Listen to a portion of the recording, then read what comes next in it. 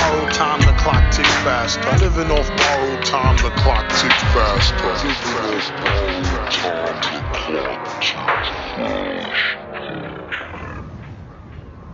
Hello, everybody, and welcome to this week's Living Off Borrowed Time podcast. I'm your host, Patrique, Patrique on R.I.M., joined as always by OptimalAudio, not Caleb on R.Y.M., because no matter how hard I try and practice the intro, I fuck up the intro.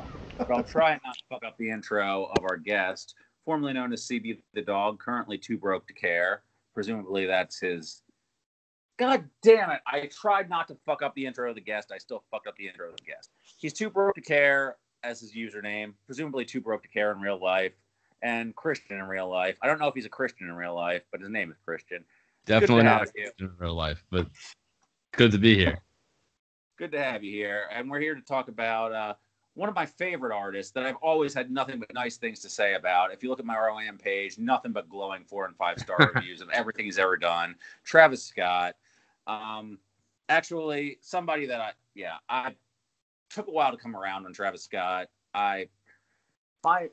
My internal narrative on Travis Scott was essentially that Kanye pissed Kid Cudi off and needed a replacement Kid Cudi, and it felt really cynical and obvious. And I listened to Rodeo, and I was just like, dude, rapping sucks, and he's ruining good production, and it's really obnoxious, and his features are carrying everything. And I had a really just negative, visceral reaction to him for a long time. But then I got over myself, and I realized this dude makes good music. It took me a long time, though. And I think it took you guys less of a long time. And I think if we look at his career, I don't think he was always a good artist, but I think he always had potential. And I think he's grown into a good artist. I think he is more than just a synthesis of his influences. But I think he's one of those, like, more recent artists that's very defined by his influence, if that makes sense. Yeah. I mean, so can I talk right now? Is it good, or are you guys still? Yeah, no, go for it. Yeah. Cool. This is in kindergarten. You don't need to raise your hand. Go ahead. I don't know, man. I don't want to step on no toes. But okay. So when it comes to Trav, like, I've been following him since he dropped Pharaoh back when I was like a senior in high school that year, which I'm now revealing my age is going on 25 soon. But there you go. And the thing with Trav that I think people miss is that when you look at a lot of his old music, I'm talking pre-Pharaoh, like this underground, most of it's not that good, I'll be honest. I'm just going to cut you off real quick, and I'm not going to ask permission. I am, because I'm the host. I get to do this. I did not listen to anything pre-Days Before Rodeo, so you can real quick summarize that, because actually I think I've heard some Pharaoh stuff, and I was like, this is fucking garbage, but that was a long time ago, so you can actually summarize that if you want real quick, like his career up to the Good signing. I think Days Before Rodeo was when he was signed to Good. Obviously, like, he's got all these features on it. He wouldn't have gotten that before he was signed by Ye. So if you want to, like, give, like, a real quick, like, you're clearly an OG fan. If you want to, like, summarize that shit, go for it. Sure. So in, like, the late 2000s, Trav got his start as an artist or whatever, and he was just some kid in high school like everybody else starting, but he had pretty grandiose aspirations and a bunch of rich friends who connected him with very important people. There's a picture out there from when he was like 17, I want to say, senior in high school, where it's him, two guys that he used to roll with back before he got signed to T.I. and Kanye, and it's him with N.O. Joe and a couple of other guys from the Rap A Lot Records days. And I believe N.O. Joe was the guy who introduced Travis to Mike Dean, who's like Travis's secret weapon. So the point being, like, his early stuff sounded more derivative of kind of like MBDTF era Kanye and Watch the Throne era Kanye especially. But in its own unique way. Like, it had a lot of trap flavor, a lot of southern hip hop, like chopped and screwed influences, but had this very grandiose kind of like maximalist sound. And but when you look back at his old stuff, like some of the stuff that he would make, he had a group called Travis and Jason, which wasn't really that good. It was just him in his it was like his in between stage before he was like a Ill Roots blog sensation and like just some random kid on the internet. He would pull a lot from trance music samples. Like, you hear a lot of stuff like He sampled "Better Off Alone," an old song of his. This guy Jonas Stewart with the song "Cold Winds," which is really good. He sampled in one of his earlier tracks. And the point being is that when I go to Travis Scott, I hear the influence that trance music has had on his music. Like, I don't really go to it to even hear what he's saying. It's more like, how is he going to make his vocals sound cool on this track? And like when Pornography starts and he has this stereo spread vocal that just sounds like God speaking through a fucking cloud, and then he goes like all these flashing lights and it's just like la la la la, and I'm like, oh my god, like that's ridiculous. So to me, it's just kind of like if trance music and trap music had a baby, you'd get Travis Scott, and that's why I think he's so cool, because it's just like it's a sound unto his own where he's just kind of channeling that influence into trap music in a way that it's never really been done before, and I think that's really cool. I think you put that really well, because listening to Rodeo today, what really struck me about it, and also actually listening to all of his other stuff, because I listened to everything except for, from what I knew of his career, I did not listen to Al Pharaoh. But I did not listen to Birds in the Trap, because I actually heard that, albeit through the Slim K Slowdown version. I heard that quite a bit. Was the outros, and what struck me most about his music was that I love the way that it was structured. I love the outros. I love the expansiveness of it. And in the early stuff, I could not stand the way that his vocals sounded. I did not care about what he was saying.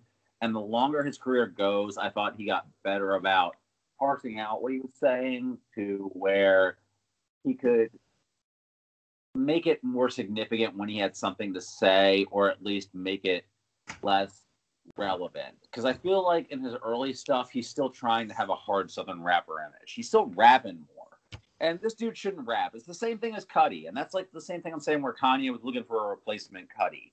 Where it's like, Cudi is a competent rapper, he can do it, but that's not what you come to a Kid Cudi song for. And it's not what I come to a Travis Scott song for either. Like, he can hit the beats, but it's like, I come to it for that narcotic atmosphere. Yeah, I think Travis's story, because I want to say I heard this on a podcast a while back, but Travis's story of how he got to the Kanye connection is pretty cool, because I mean, yeah, he had like rich friends and he like just had connections via that, but also like he went to college, like ended up dropping out to do music, and then he had like no fucking money and like got cut off from his parents because he used the only money he had like for his tuition, and he used it for like, hey, I'm gonna like fly to LA and live like on a bunch of couches and like try to send beats to people, which is not a great idea, but like shows the commitment that like he had to just like, honestly, fuck everything, I'm just gonna make music. And eventually it got him into the Cruel Summer sessions, if I believe. I think Chris, what did he do on Cruel Summer? What were his contributions to Cruel Summer? Well, there's like 8 million producers on Cruel Summer. So that's why I'm asking. It's like, yeah. I mean, where was he? Like, I mean, I guess you can't really tell in the final product of Cruel Summer, because like literally half the fucking Western Hemisphere was on Cruel Summer. But yeah. So actually, on Cruel Summer, he has a song called Sin City on there. I hate that song. That song that derails the album, dude. That derails the album. Sin City is kind of like in this city, and now I'm that guy that you liked on that one song, College Dropout, but now I'm actually derailing it with my spoken word bullshit. Oh, like, Malik. Yeah, shut up, J. Ivy. Like, that was shockingly might be the most vitriolic response Patrick has to a song all evening. Yeah, and it's on the 8th track of Cruel Summer. No, I mean, the spoken word part on that was just trash. It was so pretentious and over the top and just shoehorned in for like no fucking reason. But the beat was pretty cool. No, the beat was cool. That's the thing, is Cruel Summer is such a cool vibey album until this guy comes in with his like pushy ass spoken word bit that just like kills it. And there's also really unfortunate R. Kelly. Okay, R. Kelly. let's not front. That song fucking rules. It just sucks that R. Kelly is the person saying all these things.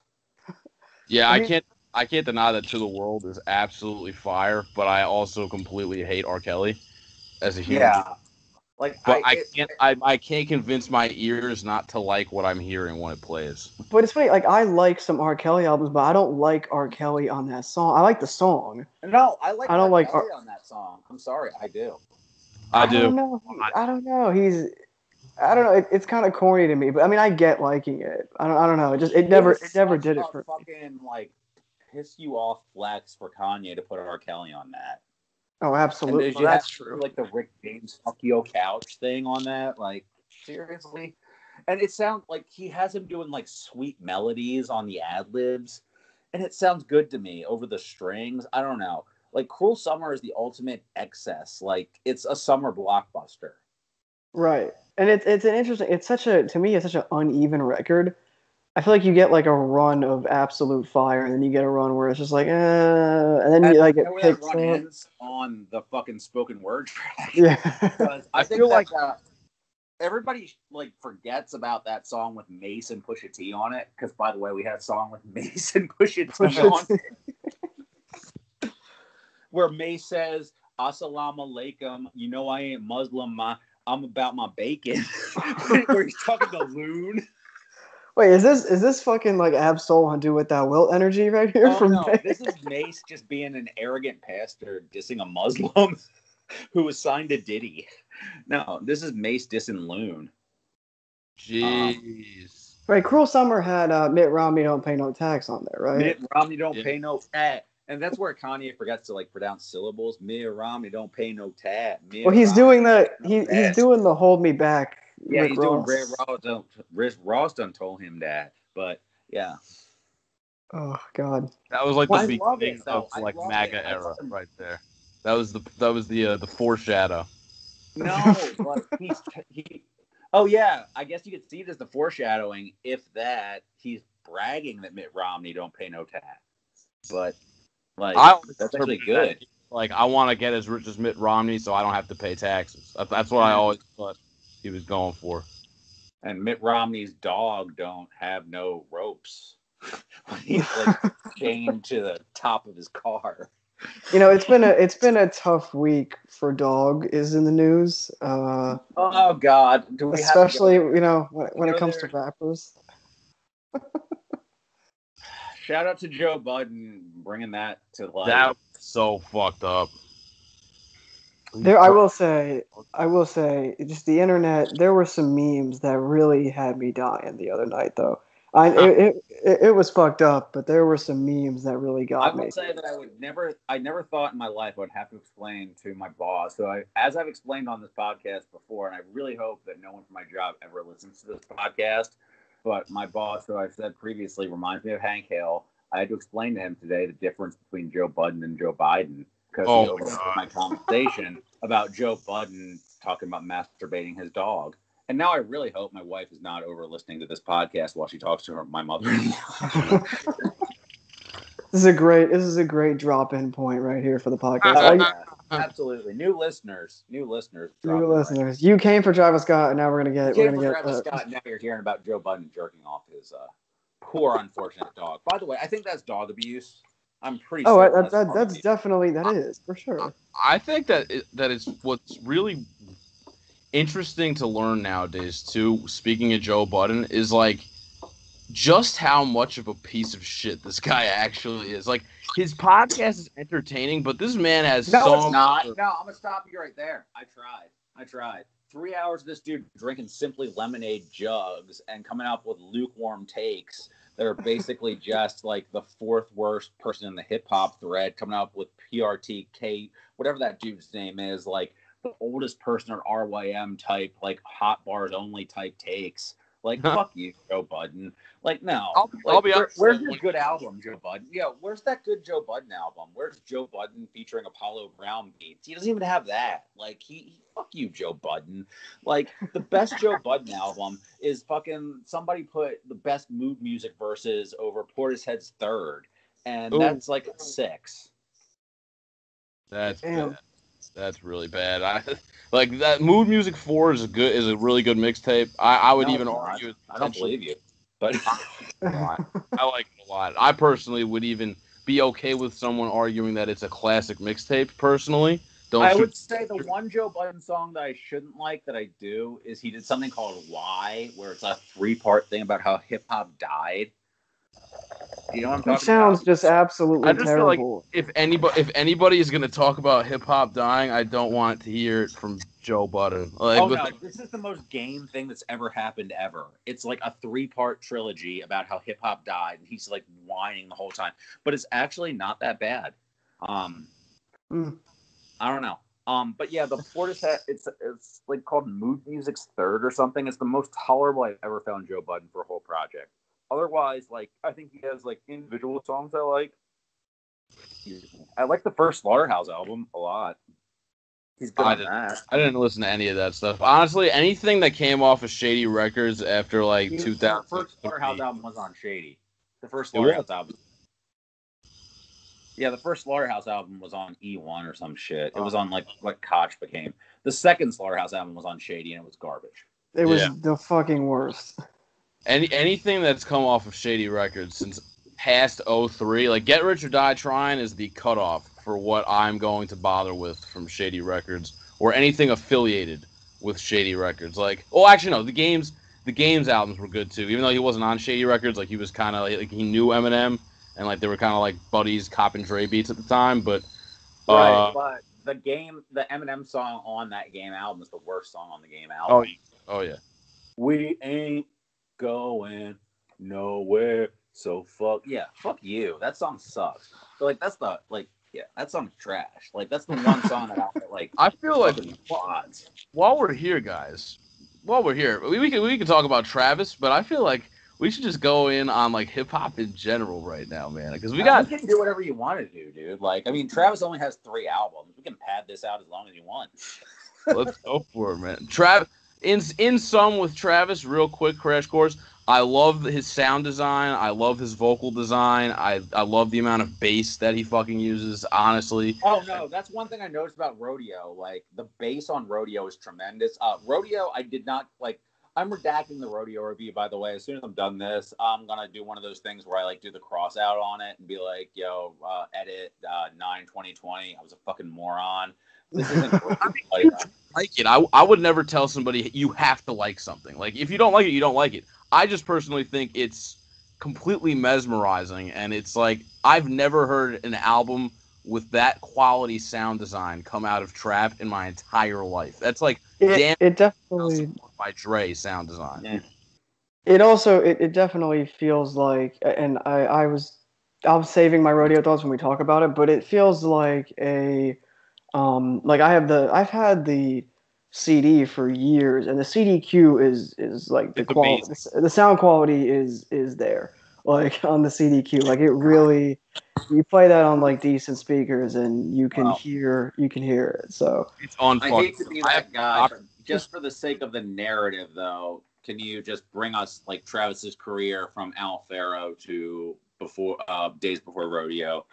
And we can digress as much as we want. I just kind of want to, stream. Yeah, no, I mean, well, I personally think Al Pharaoh is like. Yeah, you guys have both heard Al Pharaoh, and I think I've heard tracks from it, and I was just like, this fucking sucks. But I don't want to trust my memory on that. So it's it's definitely the weakest of all of his like actual projects. Like I don't think it's close. I think it has good songs. It also has not good songs. He hasn't found himself yet. I think his whatever contributions he made to Yeezus were more worthwhile in 2013 than Al Pharaoh. And I don't think Al Pharaoh is a bad album or anything. I think it's like decent, but to me it's still, it has moments where you're like, oh shit, like this guy can be something. But I don't think it has. Okay, so he has a bunch of mixtapes classified on, well, not a bunch. He has 5 on RYM. Have you heard any of these prior to Al Pharaoh? I've heard all of them. Oh, okay. So I've only heard the. So this is Travis and Jason. This is the Travis and Jason thing you were referring to. Has the most high school ass mixtape cover ever. Bape mixtape. You rated a 1 as irredeemably terrible. So I think we know what you feel about it. It's bad. All right. We have Buddy Rich from 2010, which you also rated a 1 and gave a scathing review to. Yeah, I went in.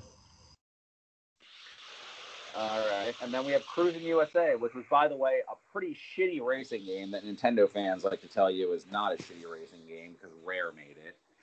Now we have some old school video game opinions out of somebody who doesn't play video games anymore, but that racing game sucks. It has a really... Okay, so I guess this is the last thing he did with Jason. Yeah. Okay, this is some really shitty mixtape cover art. We are aficionados of shitty mixtape cover art on this podcast, especially after the last episode. Like, this is some really shitty cut and paste work here. So, like, if I may, when it comes to early Trav here, because I've really followed this guy's career, because you can make a fucking movie. Yeah, you've done the homework, you've done your research, you have the answers. So it's wild because, like, I'm not gonna make excuses for old Travis, like pre-Al Pharaoh Travis. Pre-Al Pharaoh Travis, for the most part, was pretty whack. But the thing that was holding him back was a budget and that guy Jason. And then him and Jason had a falling out. Fuck you, Jason. Because Jason, I mean, there's old trailers of them back in, like, high school filming, like, promos for their mixtape and stuff. It's wild. It's surreal seeing how, like, Travis was just like every other kid with the MySpace making rap music in the 2000s. Like, it's actually nuts. And Jason, well, I think it's funny that we have you rated this at 2 stars. Legends Will Never Die rated this at 1.5. We do not have a Legends Will Never Die review, so we don't get to hear how the track The Mac is about Travis and Jason saying that they are the Mac, and the next track, The Duke of Earl, is about how Travis thinks he is the Duke of Earl over a gritty trap beat, and the next track, Stay. I'll stop being mean. Shout out to Legends. I love you, dude. This is already a classic episode. Oh my gosh. man just sniped him real quick. God damn. This man hit him with the Fantano rattling hi-hats. He hit him with the gritty trap snares. Gritty trap snares. Gosh. Yeah, all right, but let's hear about how this Jason guy was the anchor around Travis's ankle real quick. But so the thing is, like people write a weird narrative about Travis on his come up, and the thing is, like, Trav grew up just like some middle class kid in Texas, right? Like, his parents weren't like loaded or anything, but they weren't like struggling either. They were doing pretty well. But his friends that he met in high school were like balling. Like, one of them was like the nephew of someone who worked at Rap-A-Lot. This Jason kid had parents who were both like really prominent doctors who just like basically fund the kid's lifestyle. They bought him and he's like a father now. It's fucking weird. But they like buy him Maybachs and like his own fucking apartment in like literally Beverly Hills. And the kid doesn't have to do anything for it. Travis linked up with them because Travis made beats and they liked his beats back then. So they did work together and they introduced him to the people that he would eventually use as to meet Mike Dean, who would help him meet Kanye, T.I., etc. But the thing, like, Jason wanted to make music with Travis, and they had this whack group called Travis X Jason, Travis and Jason.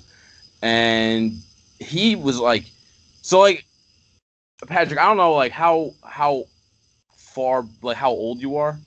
No, I am 34 years old, 35 in October. Oh, okay. So you are probably potentially familiar with the kid on campus who likes to hawk his mixtape, you know? Oh, yeah. When I went to school at Temple, I actually got a bunch of mixtapes from a dude who would just hawk like bullshit. I have several RYM reviews actually. The Rick Ross mixtape. I actually bought a Rick Ross mixtape for $1. It was the one that was Rise to Power or whatever. Yeah, I don't know why I bought that shit, but there was that one. Did I buy original audio footage off that?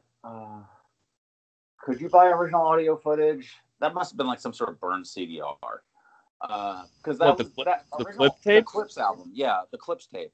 I'm trying to think. I obviously got I'm Good off of that.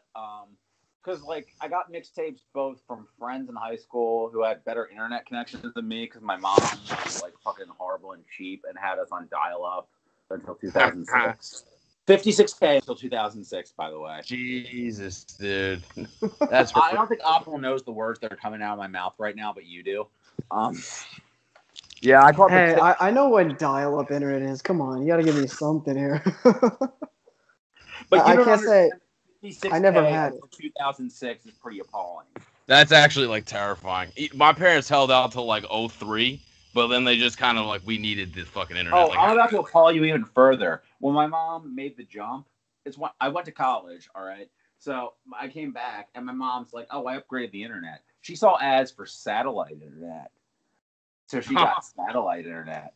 Satellite internet was intended for farmers who hated, like, the government. Yeah, no, I know. It was Jesus Christ. It was a scam. My mom did not live in a place where you needed satellite internet. At this point, you could just get a fucking Ethernet cable. But my mom bought a fucking satellite dish and stuck it on her rancher house in the suburbs of Delaware, and still couldn't get a signal. That's brutal. Yep. What?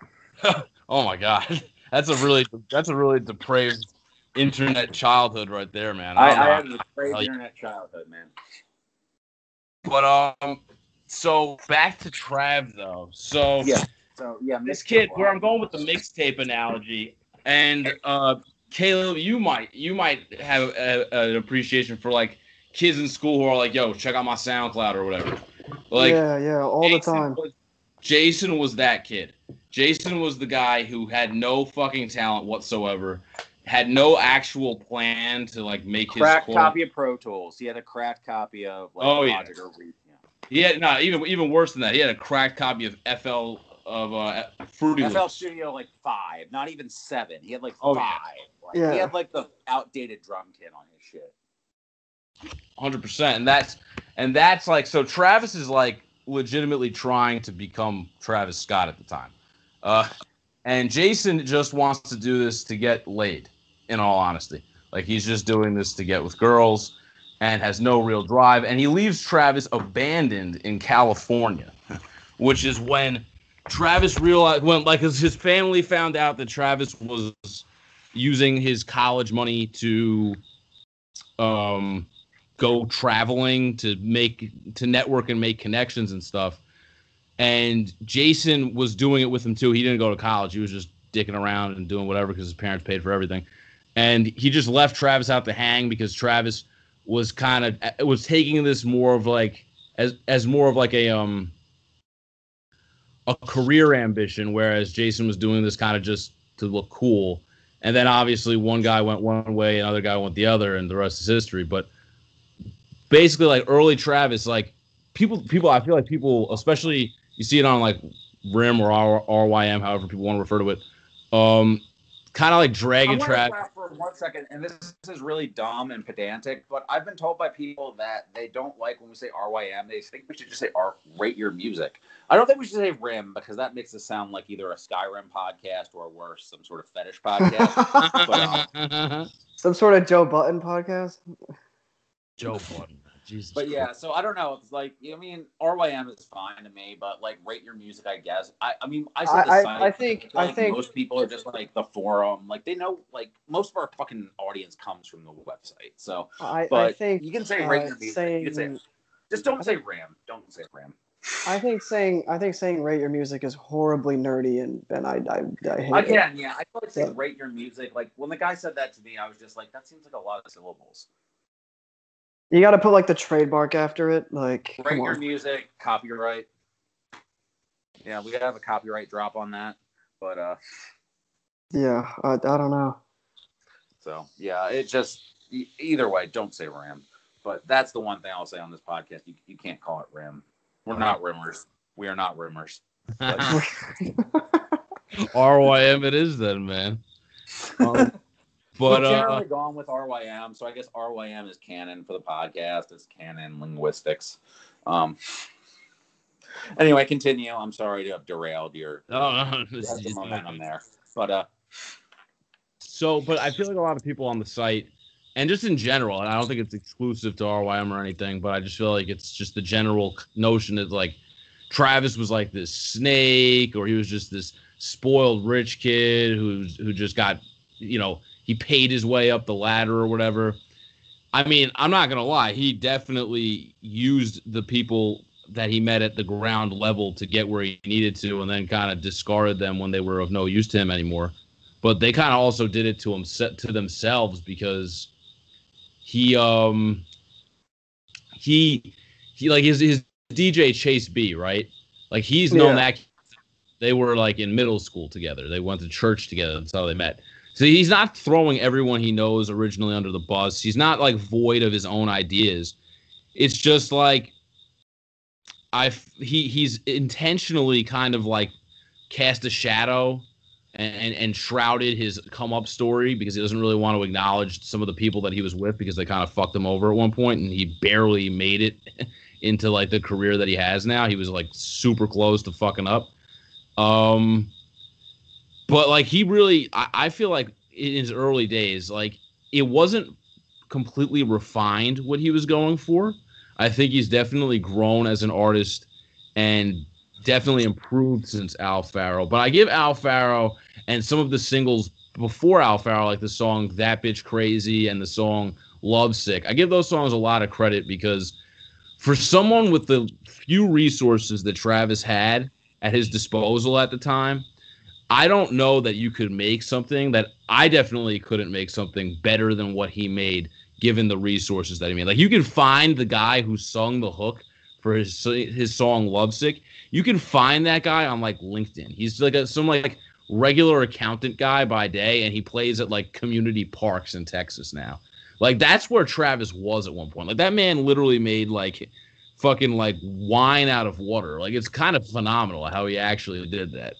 So I give even though Al Pharaoh was messy and it didn't stick the landing a lot, and some of the singles before that were even more like that. Once he got away from Jason, who kept holding him back, and once he had used the network that Jason helped to provide him to get a budget on his side to be able to get better engineered music, that's when you started to see the genius of Travis, and if I can call it genius, beginning to creep up. And that's why I have a lot of respect for him, because the kid, not a kid really, he's a grown man, he's older than me, but like he grinded hard to get to where he had to get. He might have not came from the hood or anything, he might not be street or anything, he might try to put that on sometimes and it's just not working, but he put in work to get where he got, and that's just nuts, seeing the kind of balls that kid had to have at 17, 18 doing what he was doing.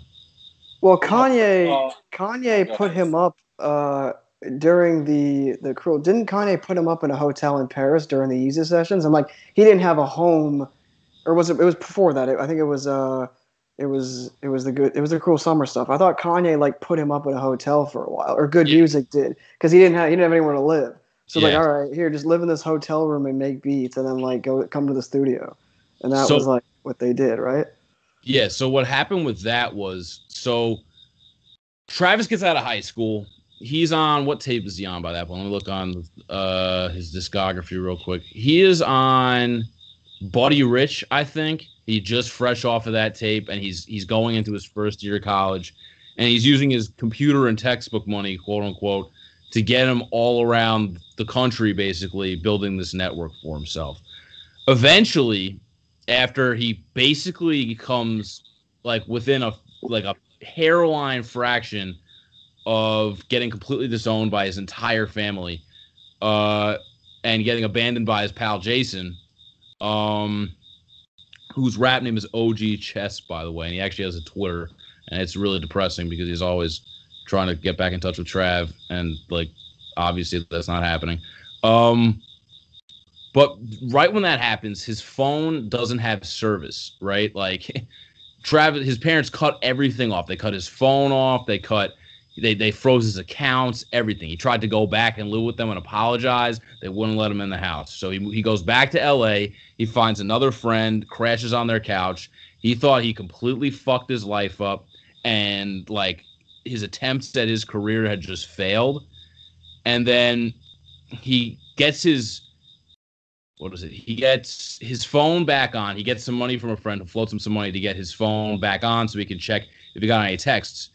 Out of nowhere, he put out the song Lovesick, which had a music video for it, which is a really dope video. And the song ended up blowing up because by this time Travis was being put on by Ill Roots, like that's an old blog that he was co-signed by early on, which would help them get on.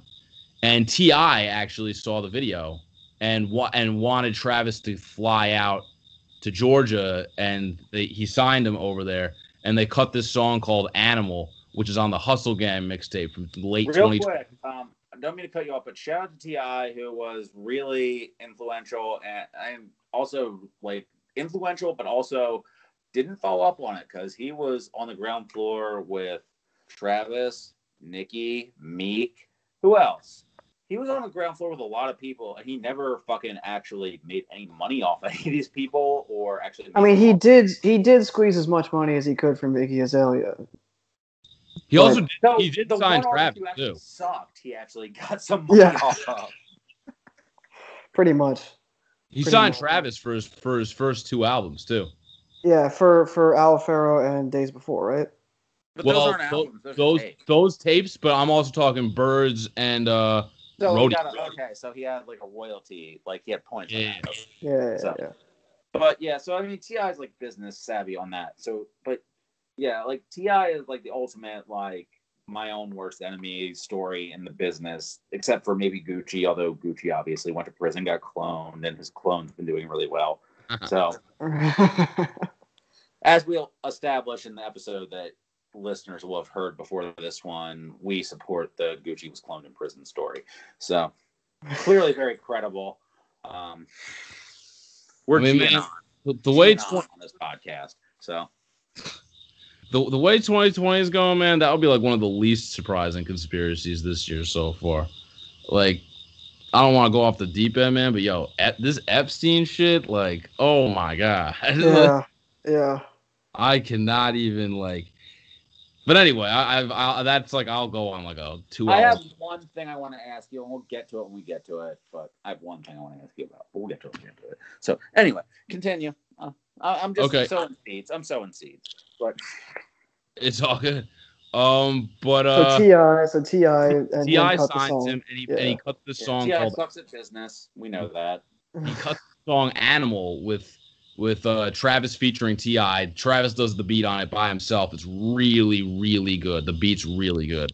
Okay, so how much does Travis do on his own beats? Because that's been something that's been thrown at him his whole career, is how much he's actually doing in the studio. So, all right, so I could compare the evolution of Travis Scott as a producer, like what him being a producer means by citing 2 people that kind of held the role of Travis before Travis. And like Travis 1.0, the grandfather of Travis to come, is like Dr. Dre, right? Dr. Dre is in there working on every beat fundamentally, but he's hiring a lot of outside musicians to help him with stuff. It doesn't take away from Dre's virtuosity. It doesn't take away from his ear, but it just shows that, look, I can't make something like 2001. Well, okay. By myself. Point, though, after like a certain point, though, Dre is just outsourcing this shit. Like after Out of Control, I would say Out of Control remix is the point where Dre just outsources the shit. Yeah, and Kanye has he's like the next step here, is somewhat even more like that, and did that a little earlier on, right. But again, it doesn't take away from his visionary spirit. It's just. I hate to keep cutting you off, but I think I'm going to keep cutting you off because I guess now I'm impolite now. All of a sudden you said I could cut you off. Now I'm going to take that as a liberty. He's taking full opportunity, yeah. I am. But guest on the show, Marshall, once said that he sees Kanye as a modern Quincy Jones in terms of using collaborators. And I kind of see that as like being more of somebody who just takes somebody in the studio and takes one thing, takes another thing, and that they get a production credit even though they're not there doing like the every single button push. And yeah, I kind of see that aspect of like, I mean, I do hate it when Kanye will put his name on something where he clearly just like fucking, I don't know, Ham, for example, on Watch the Throne bonus track. That's a Lex Luger beat, and he just put a fucking opera sample at the end. Yeah, but that opera sample rips, though, if we're going to be But it honest. doesn't fucking rip, though. It makes the song. It does. But that's what I mean. Like, yeah, he's not sitting there, you know, sweating over a hot MPC making all his beats all the time, but he has a hand in the process. And then Travis is like the third stage, where Travis as a producer, he's good. He makes good beats, but like he's not amazing necessarily. He doesn't have the prolificness of a Dre or a Kanye or a Primo, etc. But his vision for like what producers would work well with each other while we assemble these beats is pretty much only rivaled by Dre and Kanye, in my opinion. Because and I believe that they do it better than him, with all due respect, but he's definitely in the conversation of great orchestrators in hip-hop production, because where Travis excels isn't necessarily his fundamental skills at making beats, even though he's pretty good at that. It's more like, I studied XYZ artists' music, and when I'm making a beat, I know I'm going to tap XYZ people to work together to make this beat fire. And that's what I think is so genius about Rodeo. When you look at those production credits, it is littered with top-level producers ranging all the way from Toro y Moi to like Mike Dean to Kanye even. Travis does some of his own production on there. Metro Boomin. Metro is all over the album. Okay. Metro, but the thing is, crushes it on that album. I'm almost so thirsty to talk about the production on Rodeo. I just want to kind of get to talking about the album so we can talk about the production. So we talk about Pharaoh. We talk about Days Before Pharaoh. I feel like we established the groundwork here. Can we talk about Days Before Pharaoh? We've talked about Days Before Pharaoh. Now let's talk about the Days Before the Rodeo. Days Before Rodeo, yeah. I think and this is when I first knew who Travis Scott was, and I think when Days Before Rodeo came out, that's when I was aware of Travis Scott. I wasn't aware. I mean, I think I had probably heard Upper Echelon like in passing, but I don't think that like I was super aware of who Travis was. I was in high school. Like at this time, I wasn't like, I was like up on like, you know, up and coming rappers, but I wasn't like super, you know, ahead of the wave. So I knew about Travis with Days Before. And I thought it was like a pretty decent mixtape with some highlights. And then I kind of came back to it later post Rodeo. In my opinion of it, like improved quite a bit. Like I think it's a really dope mixtape, and like this is like the start of the Travis that we like know. Like that you can see it's a clear leap. He's got a budget, you know, like he's got some features that require a budget, and the sound design on some tracks is nuts. He's got some top-notch producers with him. Like he's you know, the rise has begun, really. Yeah, I would agree. I think that on Days Before Rodeo, you see him like looking back at Al Pharaoh and saying, because the thing is with Al Pharaoh, like it's really in large part made of a lot of Yeezus leftovers, because there was two Al Pharaohs, right? There was one that he was making like literally in his hometown with a bunch of local engineers. And then there was the one that he started making with T.I. and Kanye. And literally one song from the original sessions made it onto Al Pharaoh. On the SoundCloud version of Al Pharaoh, there's this song 16 Chapels, which was part of the original Al Pharaoh. That's the only track from the original one that made it onto that one. Mm-hmm. And the thing is that a lot of the stuff that got lost in transition was actually raw ideas, snippets of beats, synth loops, etc., that were actually kind of basically given to Kanye to tweak around and tool around with 4 Yeezus. So Travis, in a lot of ways, basically gave up his first mixtape to Kanye, and in return got the budget that he needed to make Al Pharaoh. And Al Pharaoh came out a little bit earlier so that they could test out, okay, this album is going to somewhat dance around what we're going for on Yeezus. Let's see how people take to it. So he was kind of like the lab rat for like the Yeezus sessions. Mm. And as a result, you got a project that it had a lot of heart. It had a lot of potential. I think there are some moments like Upper Echelon, I think is an amazing, amazing song. I think that's probably the only amazing song on that tape, though. And I think Travis was like, okay, I played the game. I got Pharaoh out. It has a couple of dope moments. It has a couple of not so dope moments. Now the kind of the vision that I'm having for with how I want my vocals to sound and the engineering I want on my beats and the kind of song structure I'm going for. Now I am beginning to get into the financial bracket that I would need to be in to actually do that stuff. And I think on Days Before Rodeo, it showed people who saw the potential in Travis on Pharaoh, but didn't quite know if you would ever live up to it. They showed him like, okay, this kid, like he's really doing his thing. And it converted a lot of I remember when it came out, a lot of people who were dragging Pharaoh when it came out and thought it was corny. They heard Days Before Rodeo and they're like, yo, this is sick. And he really kind of started to build this grassroots fan base up a lot from Days Before Rodeo onward. It was like you said, it was like the upward trajectory had begun for Trav by that point. It had a little bit of a cult status there for a while, because there were still people. There might even be people today that still say it's their favorite project of his. Like it's got a little bit of. I don't hear that. Okay, so this is a project I had not heard in full until today. I'd heard Mamacita before this. I'd heard Sloppy Toppy before this. Also, I want to say this term Sloppy Toppy several times in this podcast. Several times. Yeah, and I probably heard Drugs You Should Try before this, although I had not appreciated it before this, because that's by far the best song on here, by the way. Fucking love that song. And yeah, I'd not heard it as a full cohesive project until today. And listening to it with a full appreciation of who Travis is as an artist now, mid. Fucking mid. There are some songs on here that I really like.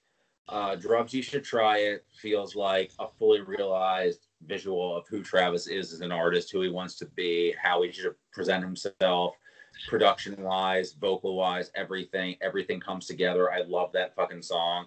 Mamacita feels like it's artists who are copacetic with him, for lack of a better term. It seems like kind of corny for me to say it like that, but it feels like both Rich Homie Quan and especially Thug.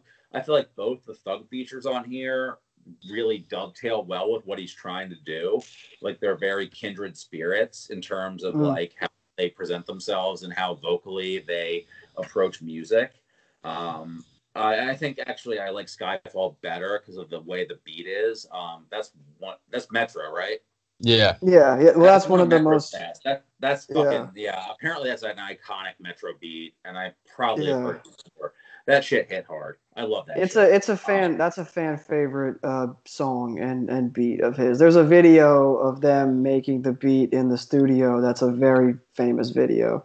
Is that where it says make that shit darker? Yeah, it is. Now that shit's killer. The Migos track is dumb as hell, but I'm not gonna say the name again. But it's fun. Like it's seriously fun. Like I'm not like gonna like go play that Sloppy Toppy. Like throw that on, throw on that Sloppy Toppy. But it's fine. Gray is really cool. That's a good album closer. I assume the next track is like a bonus because it's like fine, but it doesn't feel cohesive. Gray feels like where he wanted the album to end, and it feels like a good artistic statement on the album to close. I think the intro is good, but it kind of lampshades how he's like, okay, Travis is a good vocalist, but he's not a good singer or a good rapper.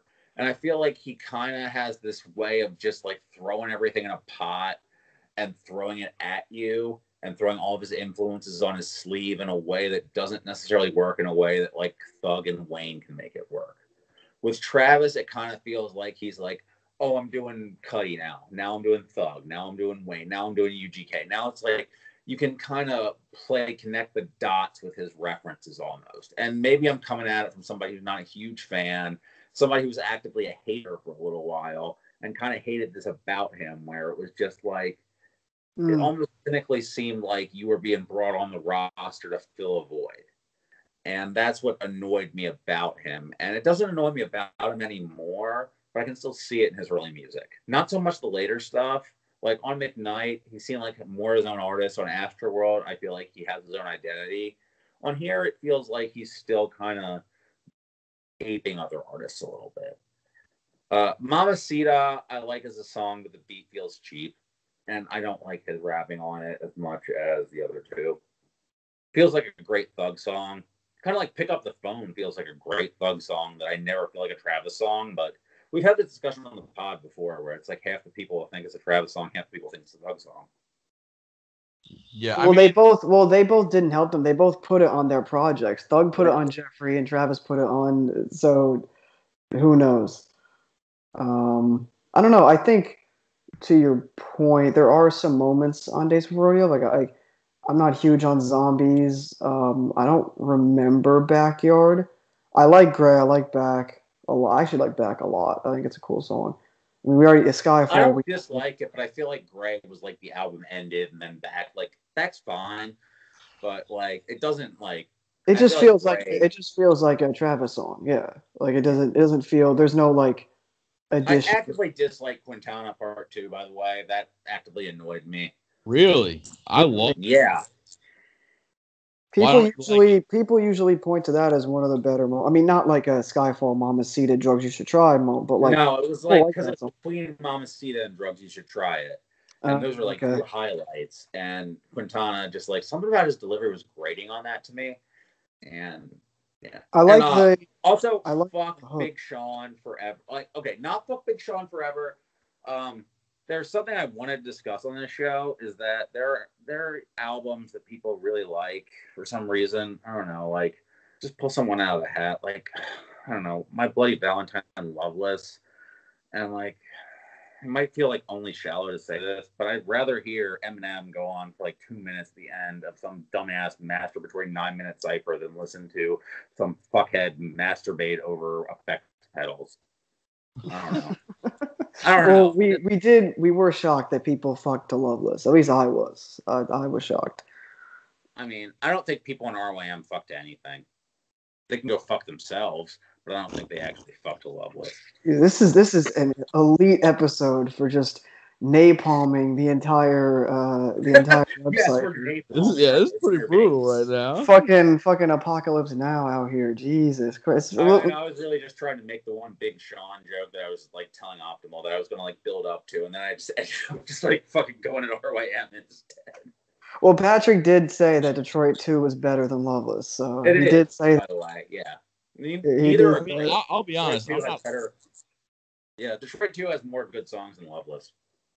I'm not like a huge Loveless fan. I respect it. Like when I rate, because I'm a very positive rating scale. Like I'm really like give everything a 5. But that's why I have a ton of lists so that people like understand the more detailed meanings behind like how much I like something. So I have Loveless at like a 4.5 star out of 5, and a 4.5 star is like it's like. Mm-hmm.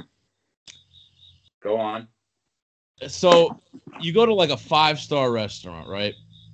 You get one of the house dishes. It's phenomenally well made. It's critically acclaimed. You personally thought it was enjoyable, but would you call it something that you love?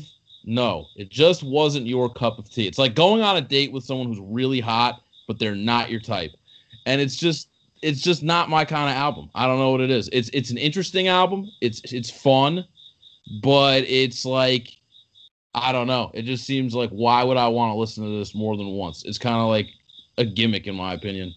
Well, you've got it as fun. It's funny because you described it as fun, which is first of all the last I would describe that album as. I don't know. I feel like it's like light because like your analogy like is really interesting to me because you said it was like a really hot chick, which is like Loveless is like everything that's attractive to me in music, but I listen to it and it does nothing for me.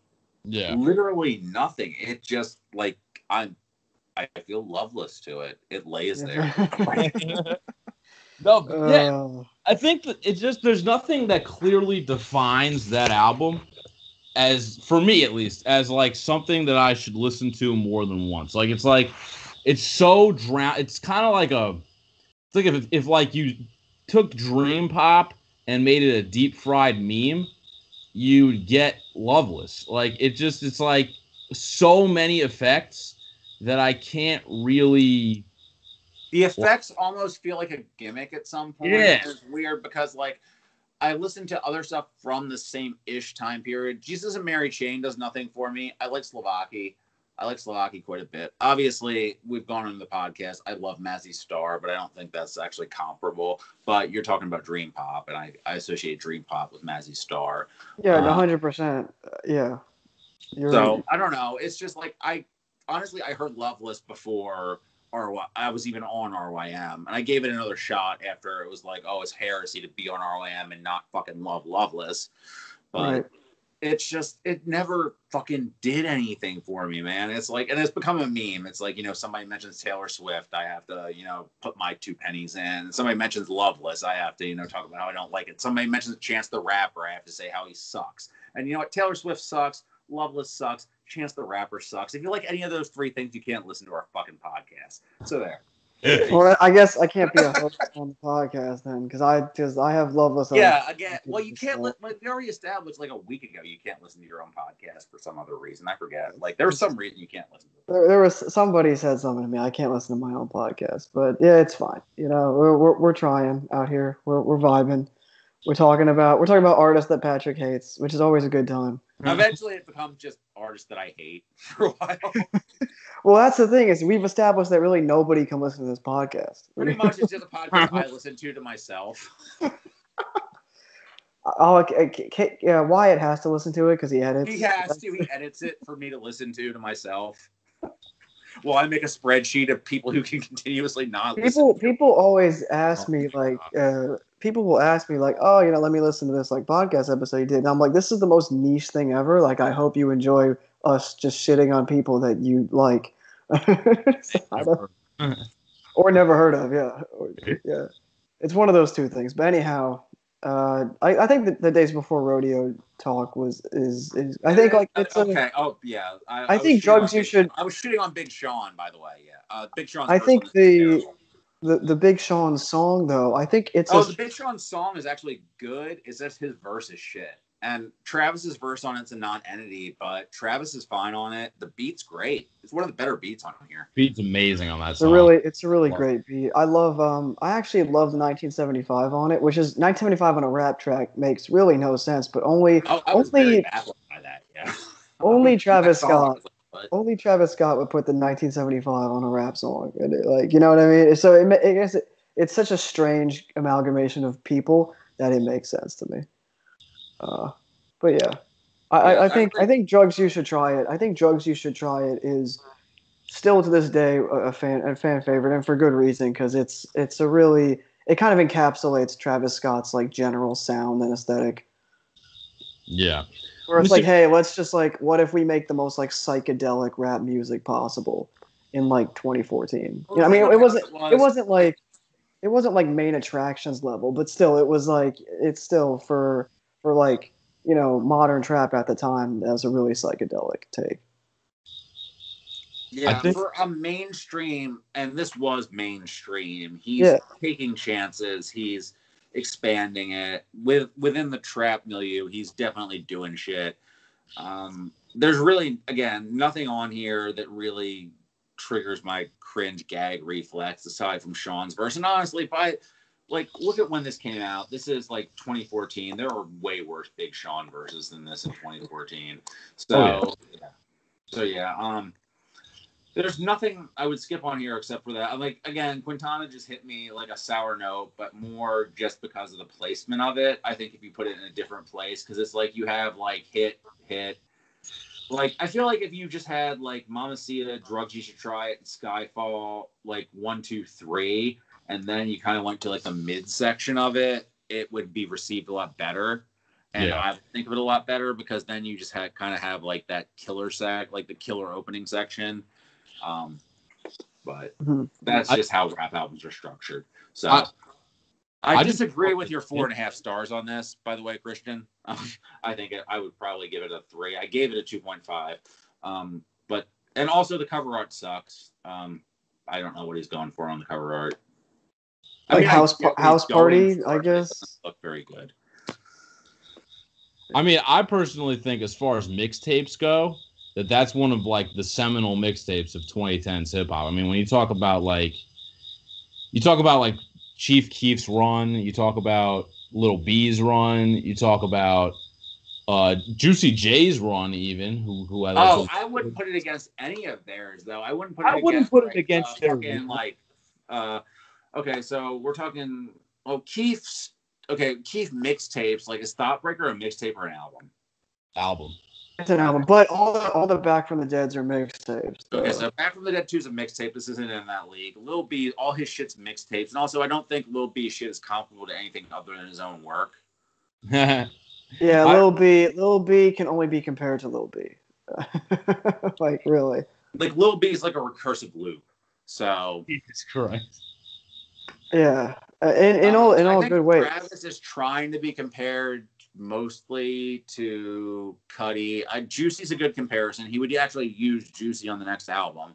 I would actually want to transition. They went on tour together, actually. Yeah. The Never Sober tour? I almost went to that. Well, I think it's funny that Juicy J had a tour called Never Sober. That makes sense. That's like the most pandering thing I've ever heard in my life. It's just... It's also obvious. It also seems accurate, though. Like, I also feel like Juicy J is not out there like being a Mormon and then doing a Never Sober tour. I think Juicy J was probably never sober on the Never Sober tour. I think that was like truth in advertising. It really was. Well, I mean, Juicy J did have a bad addiction to Xans. Like in his later career, he talked about it. I think I saw a podcast with him talking about how he like fucked him up. Xans make him sad, but yeah. That's the dumbest joke I've ever made on this podcast. Oh my god. Anyway, moving on to Rodeo by Travis Scott. I hate the cover art of this album, and that's probably why I came into it with a fully formed negative opinion. How do you feel about the cover art to this album? Because I actually have the deluxe edition, which is also has really dumb. Why did he go with like the action figure thing, dude? Like, I don't get it. Why is he doing the action figure thing? Can you illuminate this?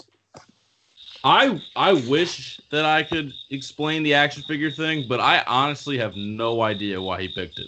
I thought it was Uncanny Valley, and it gave me just like the creeps out the gate, and I just like, I don't know. Before I even heard it, I saw it. I'm just like, this is what?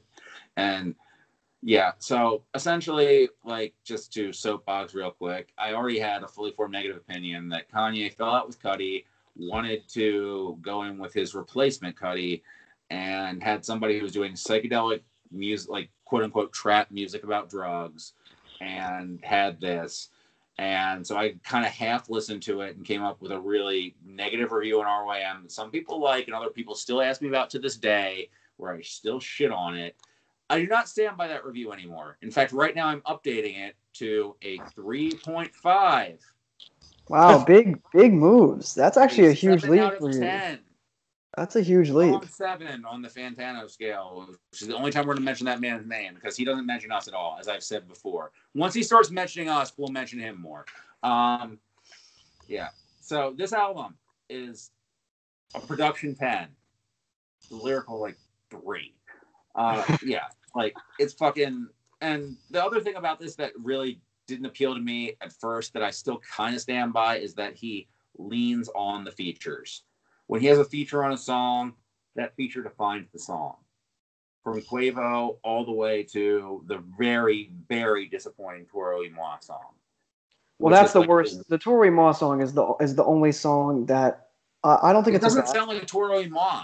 Like, yeah, I don't think it does, but it's like he's doing some weird shit that's like the worst possible version of Toro y Moi. And also, the Kanye song is an unfinished version of, like, I don't even know. Like, it's not bad, but it's also like an unfinished Kanye temper tantrum song that he forgot to write like 2 parts to. You don't like Kanye saying "I use your face as a urinal"?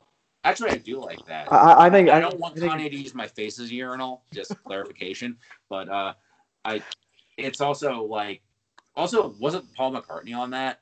Like, he probably redacted his credit, but I'm pretty sure that was like Paul McCartney Sessions era. No, it was the Paul McCartney Sessions era. I don't know if Paul ended up on that song per se. He wasn't like back there whistling "Faces of Urinal." That was on Hey, but I don't think that was on Piss on Your Grave. No, I don't think it was on Piss on Your Grave. Now, that would have been hilarious if Paul McCartney was harmonizing Piss on Your Grave in the background. Yeah, that would be... I would laugh. But to your point real quick, I adore like 98% of this album, really like 99%. The only song that I don't love is the Toro y Moi track, and I'm including the deluxe in that because I think the deluxe has great songs too. The Toro y Moi track to me. The deluxe. And keeping in the theme of this podcast, I heard the deluxe edition, not the edition most people have heard, I guess. Because mine went like 16. The deluxe is 16 because mine went two. It has the song with Schoolboy on it. Yeah. Yeah. Mama, I'm drunk. Maria, I'm drunk is maybe his best song. Yeah. I think my favorite on this album, it dances between like these three songs at any given moment. It's 3500, 90210, or Nightcrawler. I knew you were going to say those. Okay, so you didn't say Maria, I'm drunk, so you're wrong.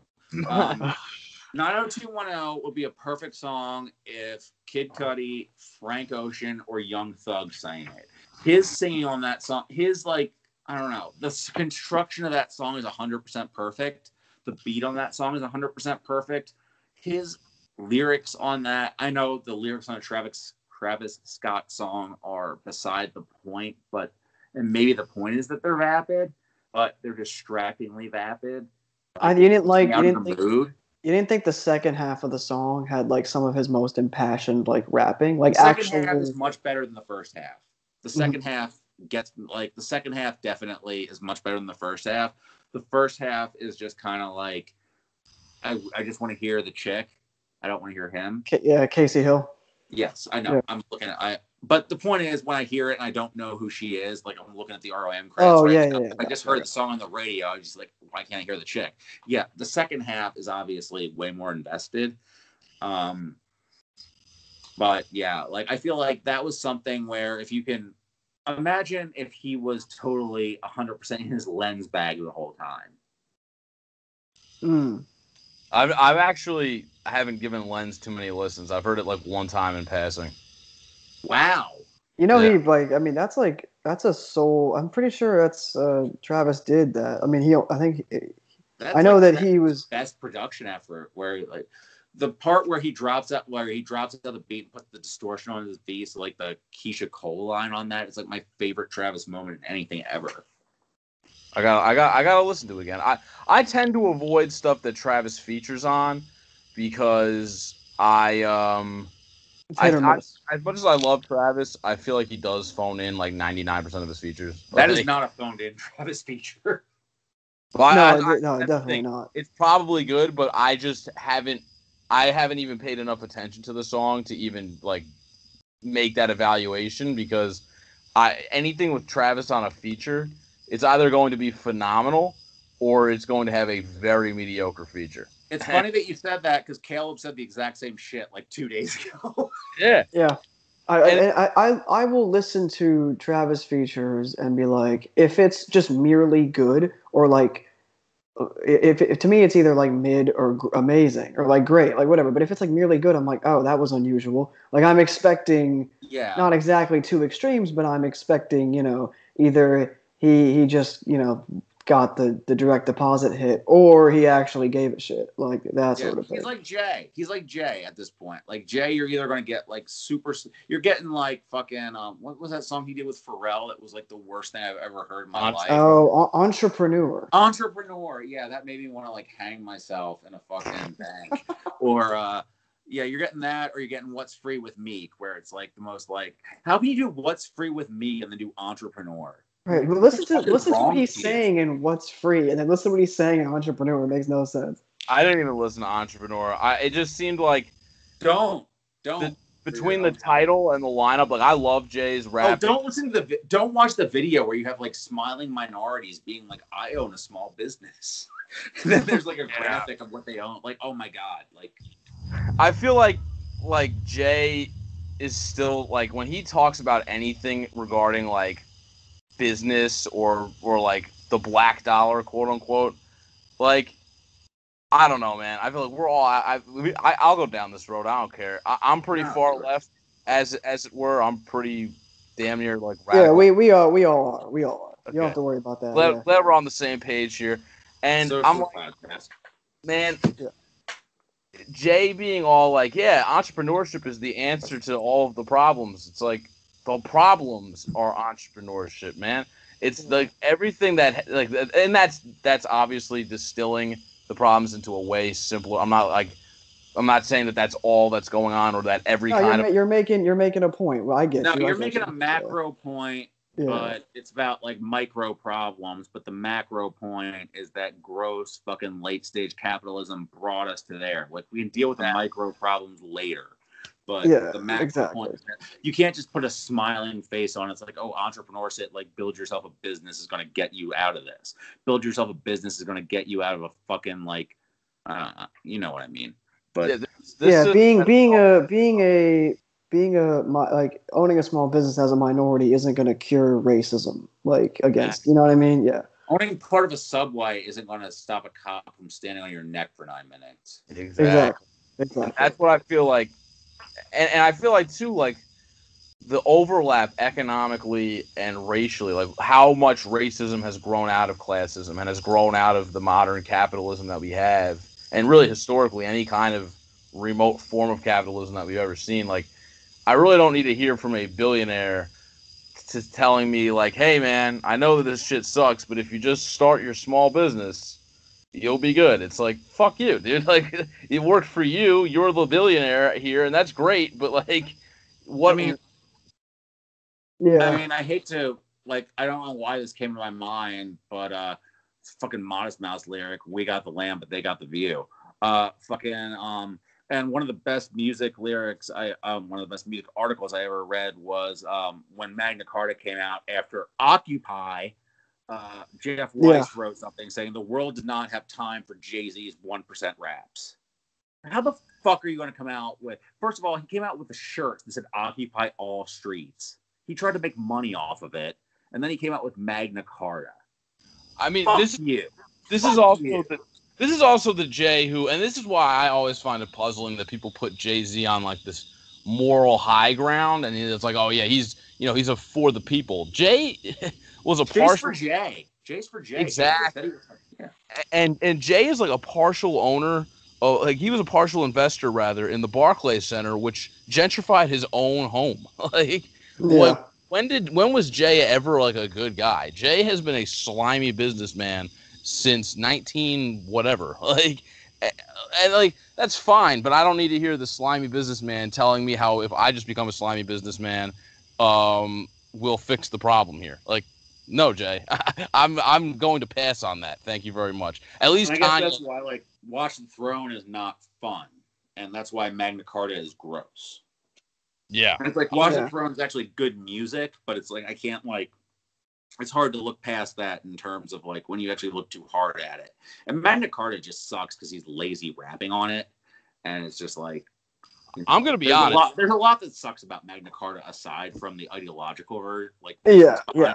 But like So I don't know. We digressed pretty hard on this. I don't know what you like about Nightcrawler because it like feels like it's kind of just a like hard right back to the Travis album. Because I don't want to just shit on Jay-Z for 3 hours because I could shit on Jay-Z being a gross capitalist oligarch for the rest of my life. But how does one not love Chief Keef's verse on Nightcrawler? I love it, but it's a great Chief Keef verse that has nothing to do with a Travis Scott song. It has nothing to do, but Chief Keef talks about Chief Keef on that verse says, "Order some more money," which by the way makes absolutely no sense. Makes absolutely no sense. But that's what I like about Travis's music is like lyrically, I'm not even there to hear what he's saying lyrically. I don't give a shit. It's all about how he designs the vocals because the transition at the end of Keef's verse when it goes back to the hook is insane. It's amazing. I think that's what pissed me off so bad about when I listened to this is that I was actually enjoying the instrumentals, but the so not give a shit about the vocal part of it was really getting on my nerves. Like the so not give a shit about how anything that they were saying, like no one cared about the words that were coming out of their mouths. I mean, but Nightcrawler was actually impassioned. Future actually really cared about what he was saying. Oh my god! Wait, hold on. I could personally spend like 10 minutes on that Future verse because that's one of like my 5 favorite Future verses ever. Like that verse is, and a lot of people, I think a lot of Future fans have at least somewhat of a similar take to that, because that is for 3500. For one, there's a thread on the single page in RYM where some user said, "I could kill God when the hook comes on," and he's right. That hook is top of the mountain ass shit right there. Like, that is an incredible fucking hook. The adrenaline is so high on that. And Future's verse, the way that he like does it from the start, and then the way it like closes and goes back into the hook, and you can feel like the beat slowly build into like the hook when he's like ending his verse. And the whole verse, he's talking about like, this is peak Future. This is 2015. He couldn't make a bad song. Like, this is it right here. He had like 100 songs in like a week, and none of them were bad. None of them were bad. I don't even love Dirty Sprite 2 like that, and there's still not a bad song on that fucking album. It's like 40 tracks long. It's like 3 hours long. It's like as long. Yeah, I think it's like a 19 song album. Yeah, it's well, with the deluxe. Yeah, but it's By the way, Beast Mode's still better than DS2. Future episode coming soon. Future episode will happen. We do need a guest for that at some point. We do need a guest. Christian, maybe you'll be the still not guested on the first episode. Before he went down before he went down the alt-right rabbit hole, Dead in June could have been, aka Brooklyn Russell, could have been the Future guy. And I have no. I don't know what you're talking about. No, he doesn't. He doesn't. We don't acknowledge him on the podcast. Oh man. All right. Well, in that case, we'll think of somebody. We're gonna have bleep that out, like the time that I said Horbs bleep about. Yeah. But anyhow, that Future verse is peak Future. I mean, there are so many quotables in that line. I love. He ends the verse with I forget what but it's like the way he just ends it. It's not even like a profound line, but just the way he flows on it is so crazy. And then I just love the fact when he's like, this gold around my neck, that's a new Grammy or whatever. When like Future has never won a Grammy, or I hadn't at that time won a Grammy. Like, it's just Has he won a Grammy? Well, he won it. He was on King's Dead, won a Grammy. So King's Dead won a. Doesn't surprise me at all. By the way, Future. I love that. Future is incredible on King's Dead. All right. Do we need to have this fight too? Do we really need to have this fight too? King's Dead sucks. Come on. Oh wait, hold on. All right, take out. That was like an amazing meme with a good beat. Yeah, no, it was a meme. It was just a fucking meme. Like, it was. You didn't like. King's Dead is like. The best thing about the Black Panther soundtrack was Ab-Soul and Anderson .Paak. That one song with Ab-Soul and Anderson .Paak is the best song on the Black Panther soundtrack by far. I forget which other. It's called Bloody Water. It's like the two best Ab-Soul verses and like since Control System. That's a good song. Yeah, I haven't heard that. I haven't heard that soundtrack in a while. I haven't either, but like I kept that one song and it's still in like my shuffles for shit. So I hear it occasionally and it's really fucking good. I hate King's Dead because I hate the way Future sounds on it, and I think Kendrick sleptwalked through a lot of that shit and got like praise for it because it was associated with Black Panther. I don't know. Kendrick, that was like his hardest verse on the whole Kendrick shit. Like, he like has good verses on it and stuff, but it was just like, I feel like he kind of cashed the check on it. You know what I mean? Like, I agree that he cashed the check on it. Absolutely. But post Damn, like, Kendrick didn't really want to put in like 100. I mean, come on, that man was tired. He was accepting peace. He was accepting what was it? Not the Nobel Prize. What was the Pulitzer Prize? Yeah, he was accepting Pulitzer Prizes. My man was just coasting out here, high on life. I feel like Kendrick too nowadays, since we're on the topic. I feel like Kendrick is really numb to like the hip hop. Because like, here's the thing: why are there pundits in hip hop that are really making a comparison between Drake and Kendrick Lamar as far as talent is concerned? Like, with all due respect to Drake, like, he has not been making something that I would give a shit about from the top down in at least 5 years. And even at its best, he was not touching Kendrick. Absolutely.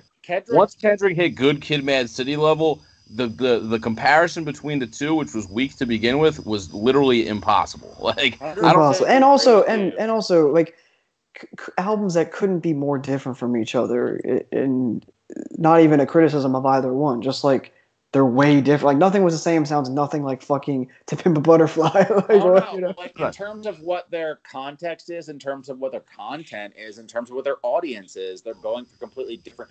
I mean, when Drake tries to go conscious, it's cringy. Like, and when Kendrick tries to go poppy, it's different than Drake. It's like, Right. and I don't know, this fucking punditry shit. It's to quote frequent podcast content topic Makami is goof to me. Shit's goof. You know? Yeah. No, It's like, it's a lot of complex media comparing like shit like that. You know what I mean? It's that type fucking of stuff. clickbait. It's like, you know, you're gonna click on this because I'm comparing two rappers you like and they've worked together and or quote unquote beefed with each other. Like, so we're gonna try and get your views by comparing them to each other and pretending that they have some relevance to each other. Really, they don't. They don't at all. They don't. But I feel like the fact that so much of the media has just been constantly comparing him to like Future or comparing, because there was a point in 2015, people were that was the biggest thing, was like Kendrick versus Future. Like, oh, Kendrick, people left the concert that Future was at once Kendrick came on stage to perform whatever, and it's like, yeah, because they were all fucked up and they wanted to see Future and they wanted to sing on to Future songs and they didn't want to sing on to Bitch Don't Kill My Vibe. and end of story. Like, yeah. And it was just like, I mean, there's a Drake and Future comparison to be made because they work together and they work in the same fucking lane. Yeah, you can make that comparison. Kendrick works in a completely different lane. Kendrick doesn't really work in the pop rap lane. Sometimes he'll do pop rap songs, but that's not really where he's working. Who the fuck knows where he's working? He's self-consciously fucking arty, almost to a frustrating point. Like, no one knows where he's going. And I really hope he doesn't do this dumb rock shit, but maybe he'll make it work. I don't know. I'm not confident. But, you know. I'm not optimistic, but I think Kendrick, this is a take, I guess, because I think Kendrick's quote unquote ambitions and such are actually placed upon him more by the people listening to his music than him himself. Yes, To Pimp Butterfly, I mean, we can go on about, you know, the high concept with that, but at the same time, if you take away the fucking, like, you know, the poems and stuff, like, it really, I don't think it's like super like insane, you know, high concept or like it's not Lupe Fiasco not Food and Liquor 2, the Great American Rap Album Part 1 literature class ass like rapping where you're like, this is boring as fuck, get this out of here. Yeah, and I'm happy that it's not that, you know. Right, and that's the thing. I think is, people listen. One of the best quotes I heard about it was Earl talking about it, where he's like, these journalists are talking about it's so fucking deep. It's not. These C- ass journalists are acting like it's so fucking unpack this shit. No, it's really not. Like, he stuck some Pac verses. He stuck a Pac interview at the end, and he kind of like stuck a little bit more of the Pac interview at the end of each song. At the end of each song, like a poem, and a little bit of a poem.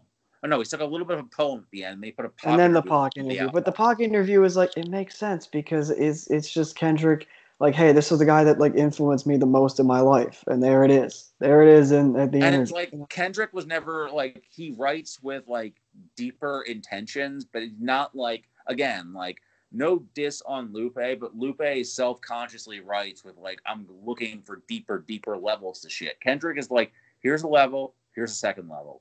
You can look at the second level if you like. But otherwise, here's a surface level you're okay with. That's it. I think that that's not a bad way to be as a songwriter, though, because it's not. I'm not dissing Kendrick for doing that. It's just like, no. I think Lupe goes. I mean, I think it's interesting because Kendrick's like big swings to me throughout his career have like pretty much unanimously hit, and I think Lupe's big swings haven't always hit because, like Patrick said, he's so self-consciously like looking for like, how can I impress you? Yeah, and I feel like now the way Lupe's doing it is more, he's catering to his fans and he's doing it in a way that works. Whereas when he was trying to do it in a more, I don't know, this is hard. Like, I've been grappling with how to do the Lupe episode where it's not 7 hours of me just reading Lupe Fiasco lyrics and then going to Genius, like, here's what this means. Here's what this means. Oh, wait, no one's listening. Oh, wait, this is really fucking boring. Oh, wait, Lupe's probably listening. I'm downvoted by Lupe and Your Old Truth. So. Jesus. I will say to loop it only to Travis. I want to. I saw what you did there. Bars. Yeah. Hey. Double entendre. Don't even ask him how. Hey, I do want to say that Rodeo, to me, there's 2 points that I want to make about Rodeo while we're here, and the first point is, to me, this is the prototypical mid 2010s rap album, and B, it is also like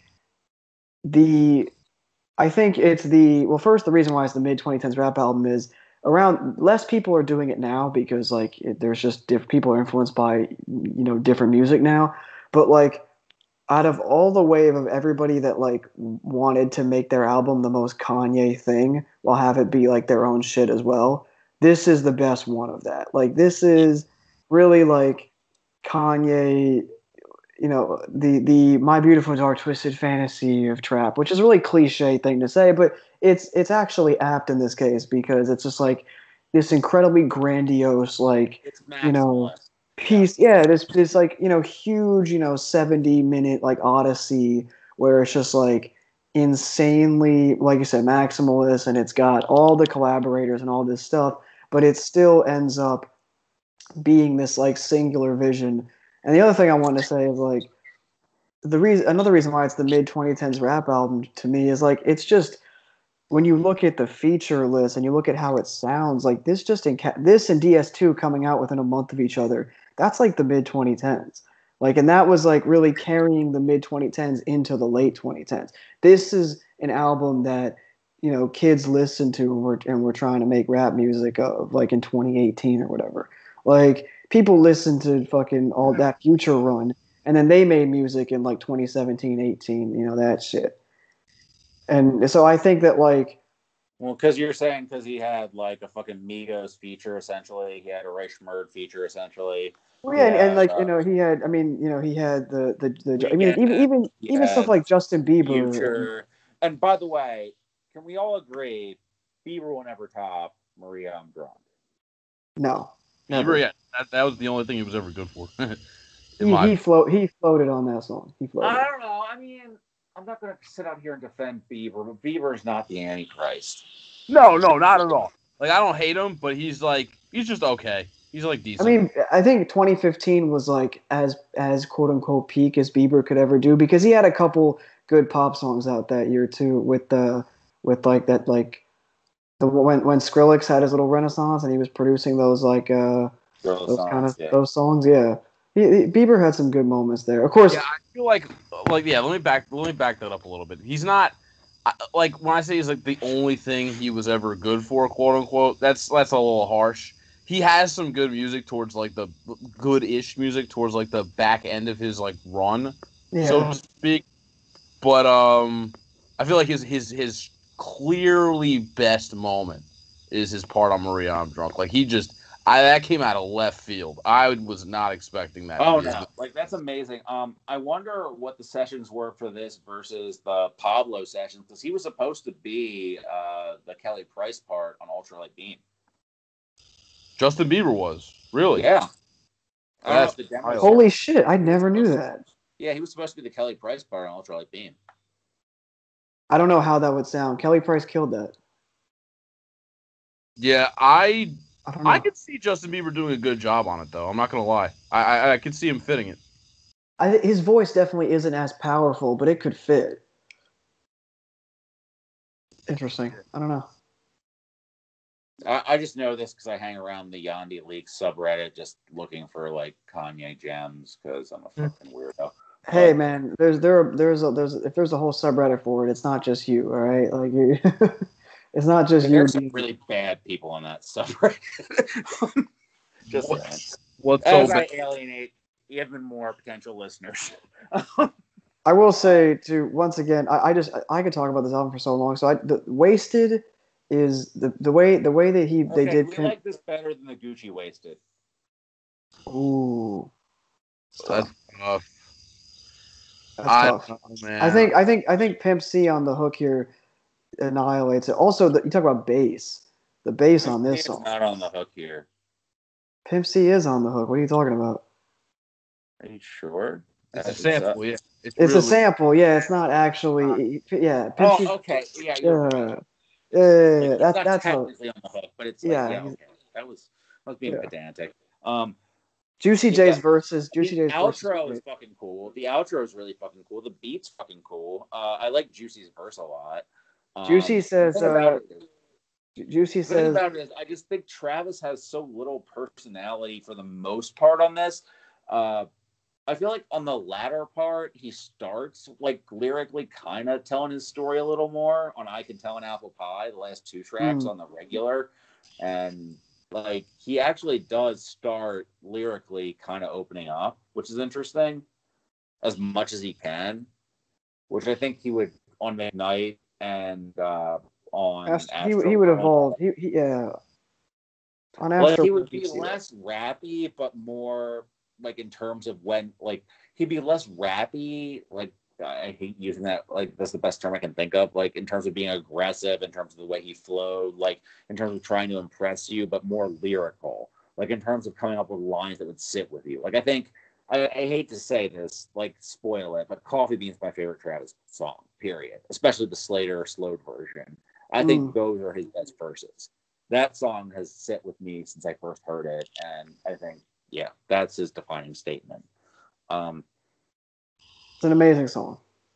Yeah, I feel like in terms of his earlier stuff, like when he started out, I think he was really trying to impress in the way like he was putting more and more rapping, and like the longer his career went, the less he felt like he needed to rap. Interesting. Well, I was gonna say that a song like that, like is well. First of all, I think Apple Pie's. I'm glad you love it because I love that song. That's great. The way the intro comes really good. Yeah, I feel like that's kind of a detriment to the deluxe version, which I don't think the deluxe songs are bad, but I think it ends really well on Apple Pie. Do you guys? I mean, I love. I love every song here except for Flying High, which I still think is a pretty solid track. It's weird that it's Toro y Moi because I love everything he's done, and it sounds like him but not like him at the same time. Like he doesn't sound good on it, and I think that Travis sounds better than him on it, which is weird. Yeah, it's bizarre, man. Like I don't know, like the fact that Toro y Moi got paid on a good music album is cool, but the fact that he's clearly the worst song on here is not. Like it's just kind of depressing. I don't know. I like the synthesizer solo in that song at least. I think that was probably Chad. That was probably him doing that because he plays the synth on all his albums. So that was probably like him contributing that. So I think a song like I think at its best, what this album does better than a lot of albums that came out around this time is really just this like hazy, druggy, psychedelic sound. It's not this just deeply nocturnal sound. Like a song like Impossible, I can only listen to that at night. Like, and it's so good. But it's so like it's so tailor made for a specific like mood. And I'm not even like a huge like especially at this time.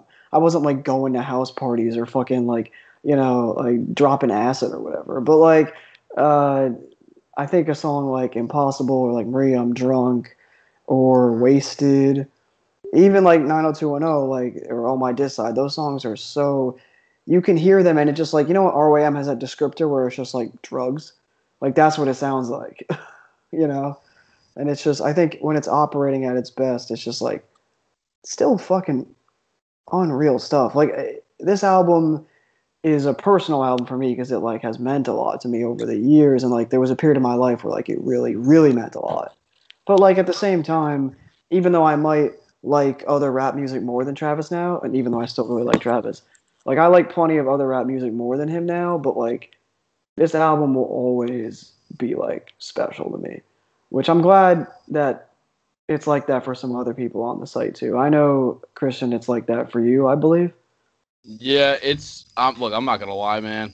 Like it's at this point. Okay, so let me tell you when I became like a convert to Rodeo. Because when it first came out, since day one, I liked 3500 and Nightcrawler. Like since the first second I heard them both, I just thought they were amazing songs. The rest of the album took a lot of time to grow on me. I thought initially it was kind of a little disappointing.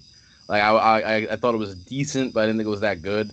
And then I saw it on both RIM and other sites as well, just the general consensus around the album 1 or 2 years later, especially after Birds dropped, was that it was really underrated and it was a dope album. And I was like, all right, let me listen to this. So me and a buddy of mine, I was like a junior in college at the time, and we copped an edible, and we went back to my apartment, and I was like really high, and we said, there's this album we should check out, man, and it's called Rodeo. And I heard it back in the day, and I thought it was okay, but people said to give it a second chance. And then I heard just how he did the sound design on that album, and I heard the song Pornography and like the vocal edits that he did, and I was like, wow, this is honestly fucking amazing. And the more and more I've listened to it, it's now like, this is the point I'm trying to get to here, it's a top 10 album of all time for me. That might be sacrilege to some people, that might be fucking heinous to hear out of my mouth, but I will own it, damn it, because I have just never heard an album whose production in hip hop, whose production is as big budget and captivating as Rodeo, except for like Kanye's My Beautiful Dark Twisted Fantasy.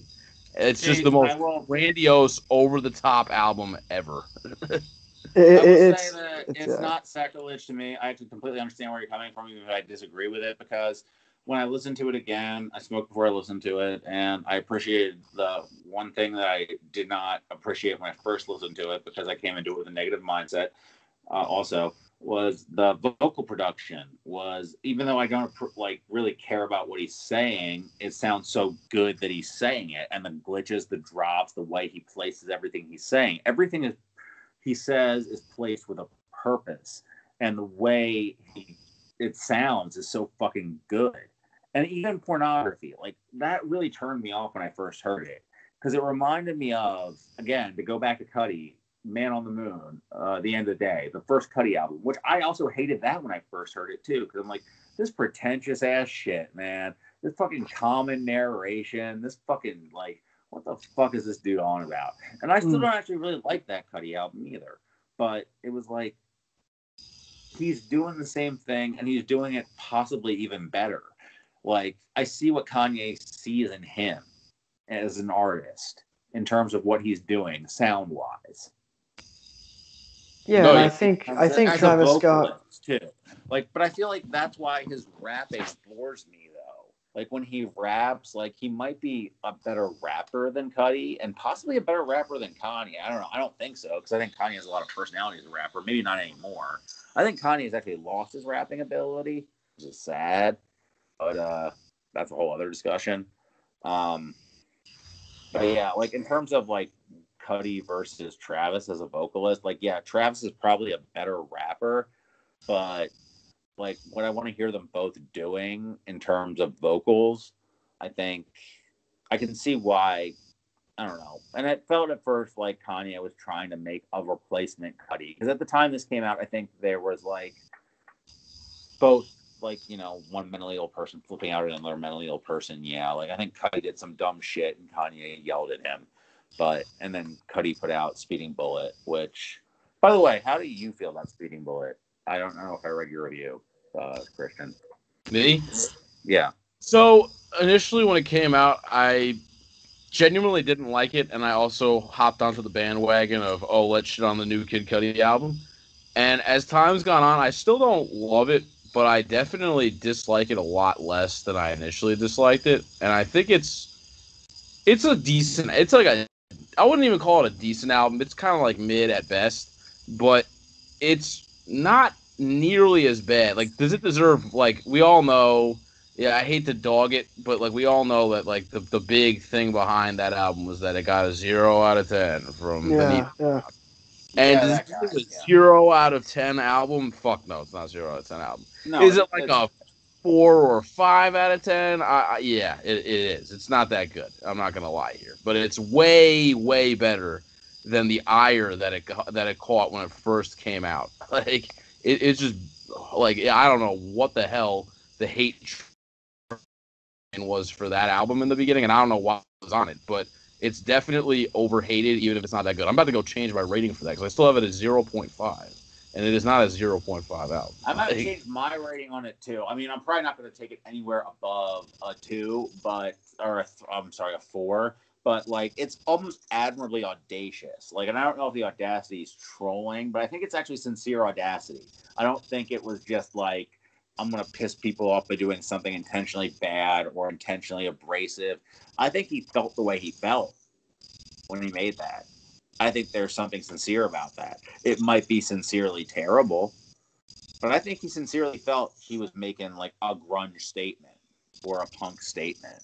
Yeah, and I don't think it's nearly the misfire. I mean, maybe because, like, when I think about artists with misfires, I think the glowing light in my head with that is it's a toss up between Supermarket by Logic and Revival by Eminem. And I feel like Why'd you go there? The idea that get Swifty. I'm glad you went there. I'm glad. I'm happy. The idea that I'm going to like hate Speed and Bullet to Heaven nearly as much as I'm going to hate Revival is nuts. Like Revival is truthfully possibly the worst album I've what's ever interesting about that comparison to me is that Speeding Bullet to Heaven espouses views that I cannot agree with. Like, it's outwardly hateful to women.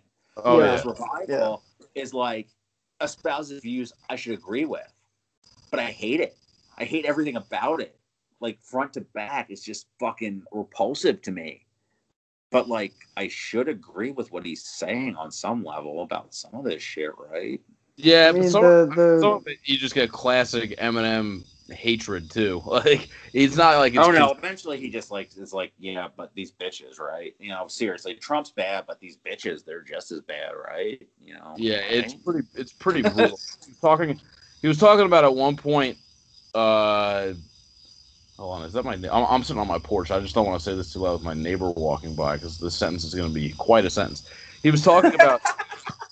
He was talking about scooping a vagina out in the song Florida said, like literally taking it and like ripping it out of a woman's body. And I'm like, what the fuck? Like, even if this is a horrorcore attempt, this is just like, this is weird, dude. And then the flow sounded like just this arthritic mess. And I'm just like, what the fuck am I listening to right now? It's like, yeah, the thing is, like, he tries this whole thing with, like, if I try really, really hard to be really, really technical, it must be impressive, right? Right? And the thing is, like, I'll give it to him. It's impressive. Like, it's impressive that he can make certain things rhyme. But, like, dropping a nuke, right? Like, a nuke is impressive. Like, it's impressive that you were able to make a nuclear bomb. That's a really insane technology. It's also awful. Like, it's a terrible thing. People still died. Like, but it is an absolutely, like, there's nothing to commemorate that for. Now, obviously, I'm not equating Revival to the nuke, right? That's quite a reach. But I will say that, like, you know, I don't care if you can rhyme the whole fucking verse. If your flow sucks and the beat's trash and the lyrics mean nothing, what does it matter? Like, and that's what he's been doing. This is the point I wanted to get on before. What do we feel about Eminem's legacy as far as him being considered top 5 or top 10? Because I have very strong opinions about this. Okay. I feel like I think Eminem inspired some of the worst trends and a takery in hip hop of the last 20 years. Like, the takes about Eminem's music are worse than even his worst music, and that says a lot to me. Okay, I feel like he has definitely influenced so many bad habits in rappers and this sort of mindset in terms of both audience and artist, in terms of what's good rap versus bad rap.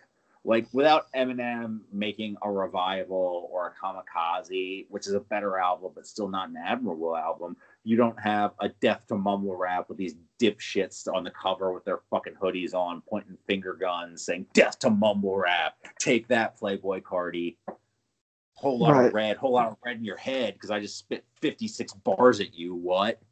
But I feel like I'm gonna be honest. I feel like no. But on the other hand, his like good shit does speak for itself. But when does it stop speaking for itself? Like, when does his art eventually like run out? Like, at That's what point is there no more good Eminem music? That's been my take. Is like even the two Eminem albums that I acknowledge as good and would probably still think are good if I listened to today. When am I ever going to listen to them ever? Never. For the rest of my life, probably never. And that's not even I get it if someone that also got into rap music, but I didn't get into rap through Eminem, so I don't have like the personal connection that some others might to him. I heard his songs everywhere when I was young, of course. And I even liked some of them, but like I didn't have the like. He doesn't define the genre for you, whereas Kanye, I feel like he does for a lot of people. Kanye was 5 million times more important to me than Eminem growing up, and still is. And that's kind of where I came in with. I mean, Kanye wasn't my interest in rap. Honestly, 50 Cent was, but Kanye has just been. Which is so funny to me. But anyway, Get Rich or Die Trying. I heard it when I was like, I didn't hear the album, but I heard the singles when I was like 7 or 8, and I was like, what is this? And that was hip hop. And then I heard like Soulja Boy, and that was, you know what I mean, and like Wayne at the time and stuff like that. That was how I got into hip hop. So. I say this all the time. The weird evolution of you getting from 50 Cent to Drain Gang is a story in itself. Is a story in itself. That's it really quite is. the arc. Now it's like you listen to like the music I listen to now are very different from Get Rich or Die Trying. I just recently got into Drain Gang too. They're really dope. I'm not gonna lie. Like it took a while for me to get into it, but Blade, he's really good. I have seen your ratings over the last 6 months or so kind of evolve when it comes to that. But you liked Lean though before, like previously. Yeah, and I knew about some of the guys that like hung out or like collaborated with the like I knew about Goth Money back when I was in high school. Like, and I know they're not the same thing, but they've worked together on a lot of stuff. It's a circle. It's a circle. Yeah. It's all the. It's so all. I liked a lot of the stuff that was in the orbit of Drain Gang. Even Young Lean, I was pretty cool on later on, but it took till like really I heard Remote Utopias was when I started to click like maybe I got to revisit this guy's work, and then I did, and I was like, wow, this is fucking sick. Like, well, I said this on our RCB pod. Shameless plug, you should listen to it. But I said that you kind of hit like a saturation point with it because I heard Blade when Red Light came out, and I was like, oh, this is good. But I never really like had the desire to like. I revisited some songs, but I didn't revisit the whole album. And then I heard Ever Since like the year after. I don't know why I didn't listen to all his discog at this point, but I just hadn't. And I was like, oh, this is great. But then for whatever reason, I didn't listen to like Ice Dancer and stuff. I think Ice Dancer had just came out when I heard Ever Since, but I didn't listen to like that or Glue or what have you. So I only came back to those mixtapes like early this year. And I was just like, holy shit, I was sleeping on this collective. Yeah. Because by that time, RYM, like the hype wagon had started to round, and now it's like in full force. But it was, I kind of like, I think I sort of took an L in that I was like, kind of, not really ahead of the wave, but I was like, in line with it. And then I just didn't listen to the rest of Blade's discography for whatever reason. Or listen to like Echo until last year, so it just But it's an obsession point once you like really fall down the hole. To me, anyway. No, definitely. But back to like real quick, we're gonna vacillate between two extremes of prolific white rappers: the clearly superior Blade and the clearly inferior Eminem. I have a lot of. The Chad Blade Eminem. I mean, let's be honest here. Like, can we make a meme and put it as the screen cap right now in the chat? Yeah, Wyatt, Chad that's Blade, on you. That's on you, Wyatt. Like, so M is worse than he is good. Like he is more bad than he is good. In hip. At this point, yes. At this point, yes. Oh, absolutely. Like it took a while for him to get there because personally I consider like Encore is a bad album in my opinion. Revival is an absolutely awful album. So is Kamikaze, and so is Music to Be Murdered By. At this point, he has 4 albums that I would call bad, and then there's like 4 that Marshall Mathers LP too is a bad album too. By the way, don't let anyone fool you on that one. I thought it was okay. I thought it had. Man, that shit's like just an overload of like fan service that you think is okay. Dude, listen to the Kendrick track on that with the Rick Rubin fucking like love game say. Oh my god, like Rick Rubin is terrible. Rick Rubin is terrible. There's so many bad Rick Rubin beats on that. Like fucking kill me. There are lots of bad Rick Rubin beats on that. I agree with that. There are a lot of bad Rick Rubin. He also had. I don't even want to get into that album, dude. I listened to that whole thing while I was drinking Colt 45's answer to Four Loko on my porch. That is a hell of a combination, right? I was trying to get into the spirit of what Eminem would want me to do if he was allegedly going back to his roots. Oh, Jesus Christ. This is like. And I had a terrible headache at the end, and I don't know if it was the alcohol or the music. It was probably both. But it's definitely headache-inducing combination. I mean, I feel like the first song on that, like, what is it, Bad Guy or whatever, that's a decent song. That's a solid. No, it's not. I like it. I do not. I think he has some line like, if I can be frank, you could swim in the ocean. Hope you swim good. I mean, that's just. Can we play the sad trombone over that? But yeah, I can't. I'm sorry, but like anybody putting M in the top 10 or top 5 at this point, I find that that's just a delusional argument. Like, there's nothing about him that is top 10 anymore. We cannot coast. Like I'm not like a big sports guy, unlike the other dude who runs this podcast, but I feel like Eminem being like your favorite rapper is like Brett Favre's my favorite football player, unlike like any, black player or something. Yeah. Because I gotta have a white quarterback because a white guy has or Pistol Pete Maravich is my favorite fucking basketball player. Although all respect to Pistol Pete, by the way, but still, True. It's like no, it's like I was gonna say it's like who's the fucking law? It's like you like an off-brand version of like John Stockton as your favorite basketball player. Like he's not nearly as good Eric as John Snow. You like Eric Snow. You like who was that guy that had the tattoos like Chris Anderson, like the Birdman?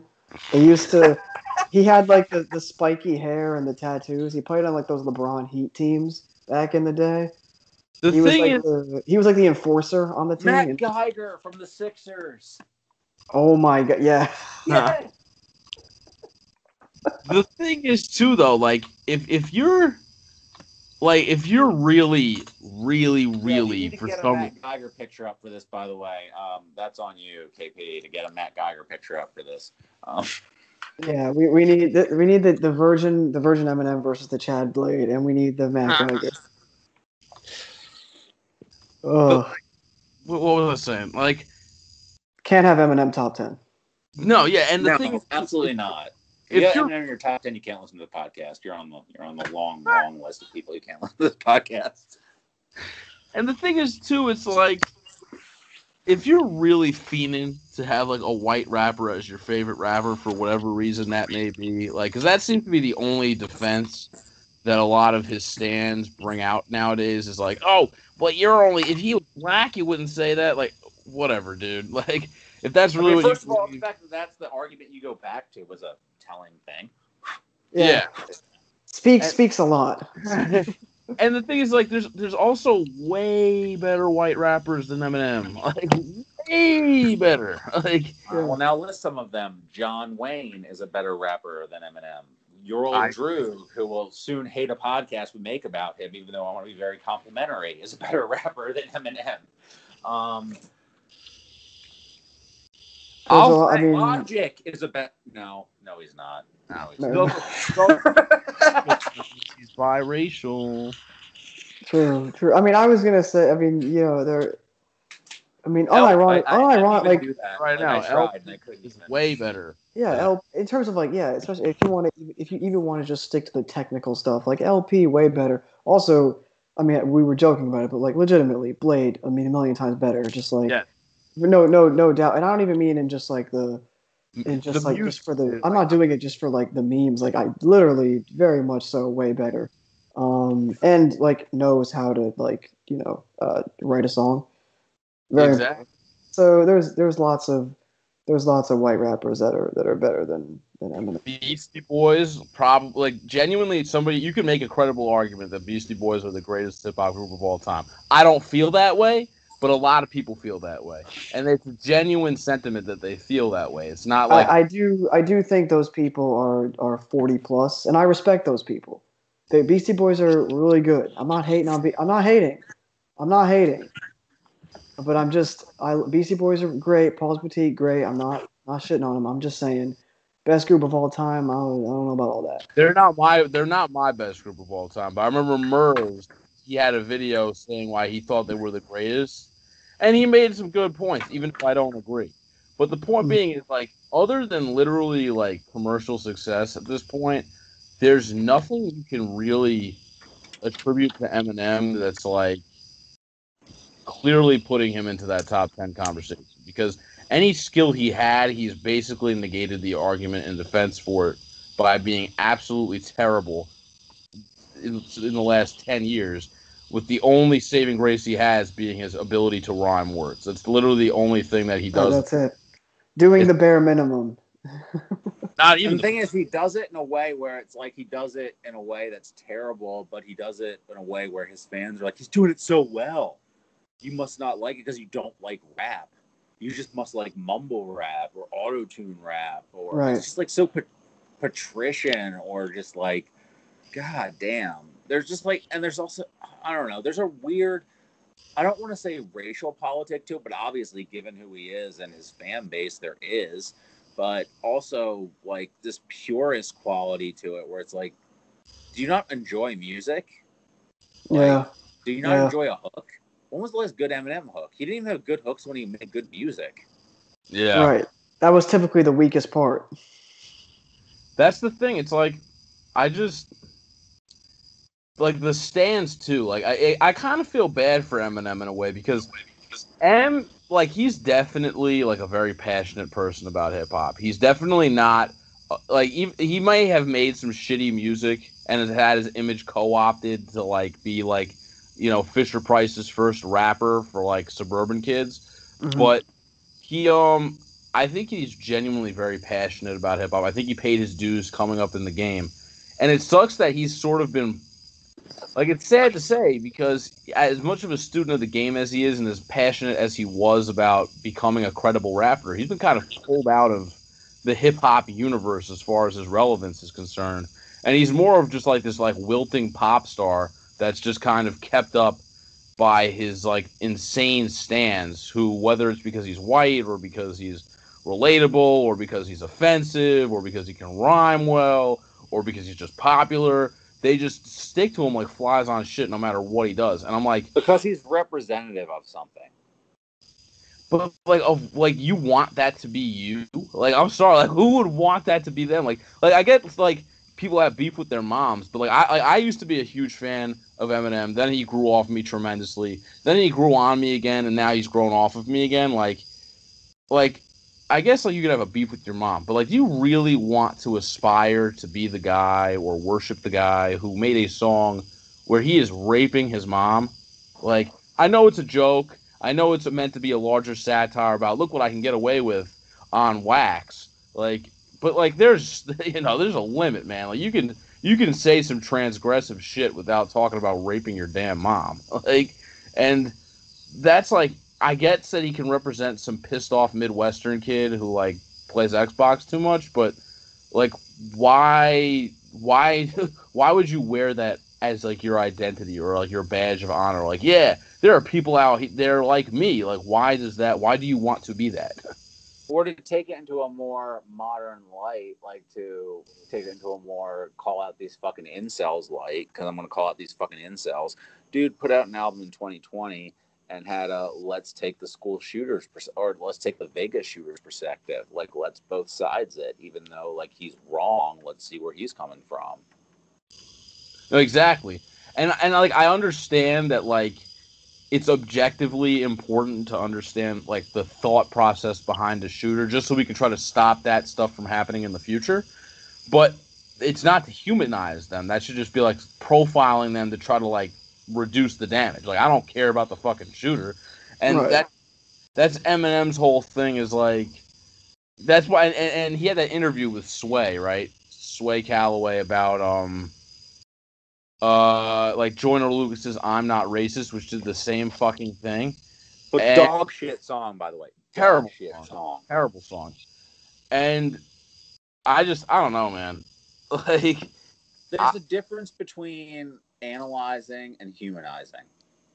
Yeah. Yeah. No, 100%. We're seeing it. We've seen it everywhere in recent years.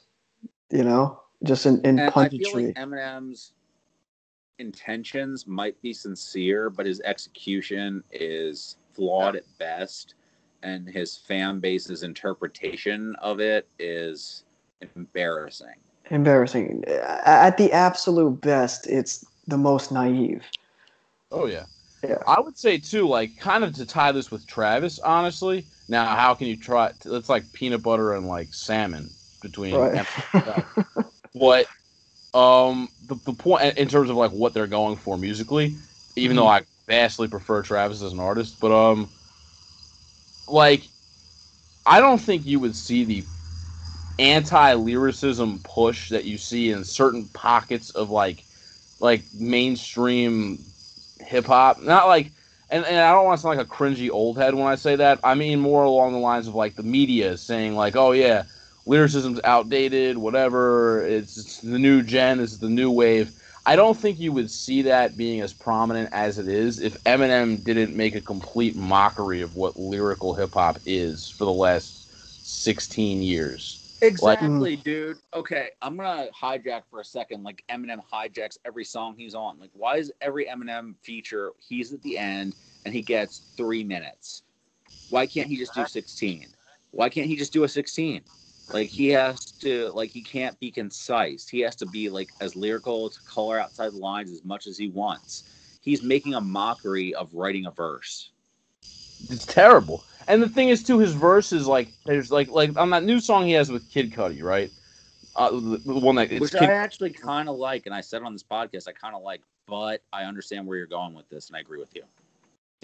It's like, it's a decent song, and I'll even say that M has a decent verse on there, but is it... he has some cringy lines, and the way he approaches it cringy.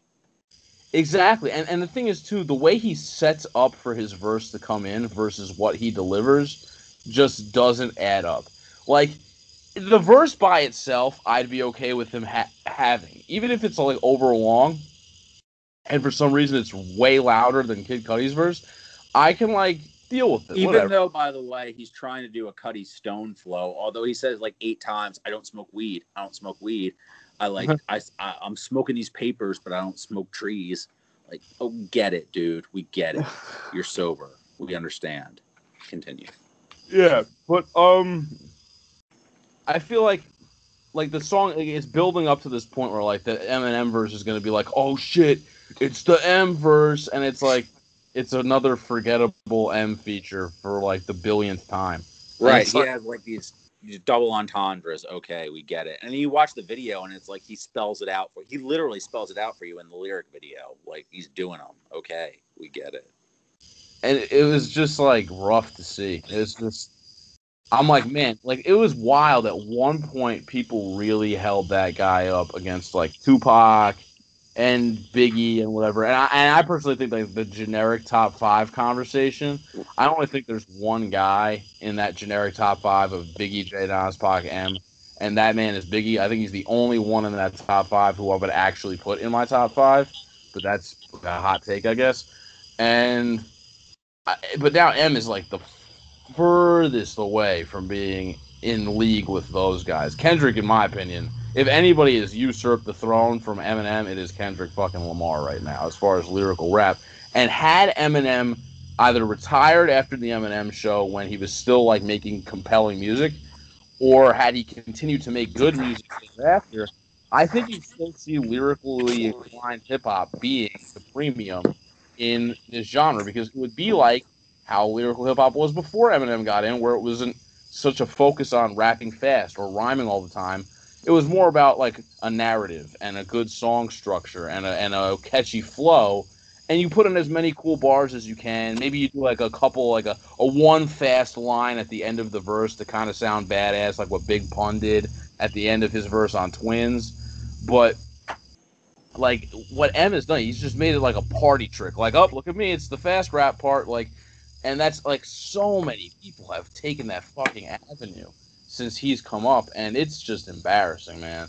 You wouldn't have like this huge rise in people who don't like to rap in a conventional sense had it not been for Eminem butchering lyrical rap basically at the highest commercial level in hip hop history. Well, I guess that's why they call it window pane. I will say, your point, very valid, your closing statement there. I would also like to thank Eminem for making that be the case, because I think it has produced some great music. Oh, yeah. And I'm not anti-mumble rap or melodic rap stuff either. I love it. It's just a shame that it had to come at the expense of more prominence of lyrically inclined hip hop as well. I think the two can exist in harmony. Well, but I feel like the old heads like M who make it a problem. The lyrically inclined hip hop that became held up as like, hey, this is bars, son, was at least in popular consciousness was not good. So then, outside of a few, you know what I mean? So it's just like when you're holding up J. Cole as like your savant next to Kendrick, like what are we doing? Like in popular rap, I mean. Well, I feel like Eminem making it corny made it so, like, to go back to somebody we discussed earlier, that means Lupe Fiasco makes Mural and people don't take it seriously on a big level. Lupe's Mural is, like, maybe one of the, I would say, possibly the most, like, incredible lyrical statement. He goes for 9 minutes, and every line in that song can be read 3 ways. I would be perfectly fine with someone saying it's, in their opinion, the best written rap song ever, from a songwriting, like a technical bars standpoint. I'd be okay. I've watched a video of him doing that live. Like he did like a all request show, I guess, and somebody was like, "Do Mural," and he said, "Oh, that's asking a lot. You're going to need to pay me for that. Give me $2." So he made him give him $2. I guess he gave him the $2 at the end of the show. He gave it to him back, which is funny. But and he does it like it's amazing. And that song, but it's like no one's gonna take that seriously anymore because like you just see it like as Eminem doing a party trick, like you said, like super lyrical miracle. But he cheapened it. Eminem doing that cheapened it. And the same thing too with like, and I think like Heads really peeped this, so like it was different. It wasn't so much a song as it was like a freestyle. So if you're into hip hop to begin with, you're probably going to find this. But like Black Thought's 12-minute freestyle was amazing. Like it wasn't some cringy. Look at how I could. It was amazing. But like you said, Black Thought hasn't aged a day when it comes to rapping. He's my favorite rapper of all time personally. I love Black Thought, and like it sucks because like even like when you look at Eminem's album, like his most recent one, Music, whatever the fuck, like the only good parts on there were the Royce and Black Thought features, and like Black Thought renegaded Eminem on his own shit, which is ironic considering Eminem invented the process of renegading basically. But it's rough to see because there's so much well-written hip hop out there, and I don't think that we should stop listening to guys like Travis or that we should stop listening to guys like Playboi Carti or Lil Uzi Vert. I love those guys; they're great because they grow out of another older tradition of hip hop that doesn't get as much shine. Where they grow out of artists like 3 6 Mafia and DJ Screw and 2 Live Crew, and even like we were saying, the Beastie Boys. Travis had a Beastie Boys sample on Astroworld. Like they kind of out of that lane of hip hop, like Lil Jon and all that. Everybody talk like one of the things that like people talk about. Oh, my favorite rapper's MF Doom. My favorite producer's Madlib. Oh, my favorite album is Donuts. You know what the biggest sample on Donuts is? It's a Beastie Boys sample. 100%. And people also people forget, like, you remember that like there was some there was some not controversy, but like a lot of Griselda fans this year were mad when West Side Gun and Benny and all were like, oh yeah, like Lil Baby, like we love Lil Baby, like he's only, and they were like, what the fuck is this bullshit? Like, whatever, mad online, being very mad online.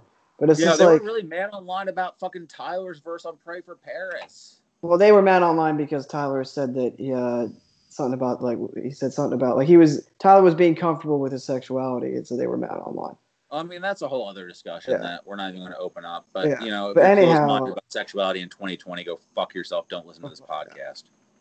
I mean, anyhow, they were like mad because they were like, "Oh, you like, I don't know, Young Thug or Gunna? Like, you must hate rap." Like there was a lot of Griselda fans like, "How can these guys who bring the bars like this?" And they were like, "Oh, it's pretty good. It's good." And it's just like their answer to this. Like West Side Gun was like, how can you not call that hip hop? Like, do you know hip hop? Like, it was funny to me that like that's like a lot of your favorite rappers probably fuck with some Travis Scott songs. Like, you know what I mean? That's right.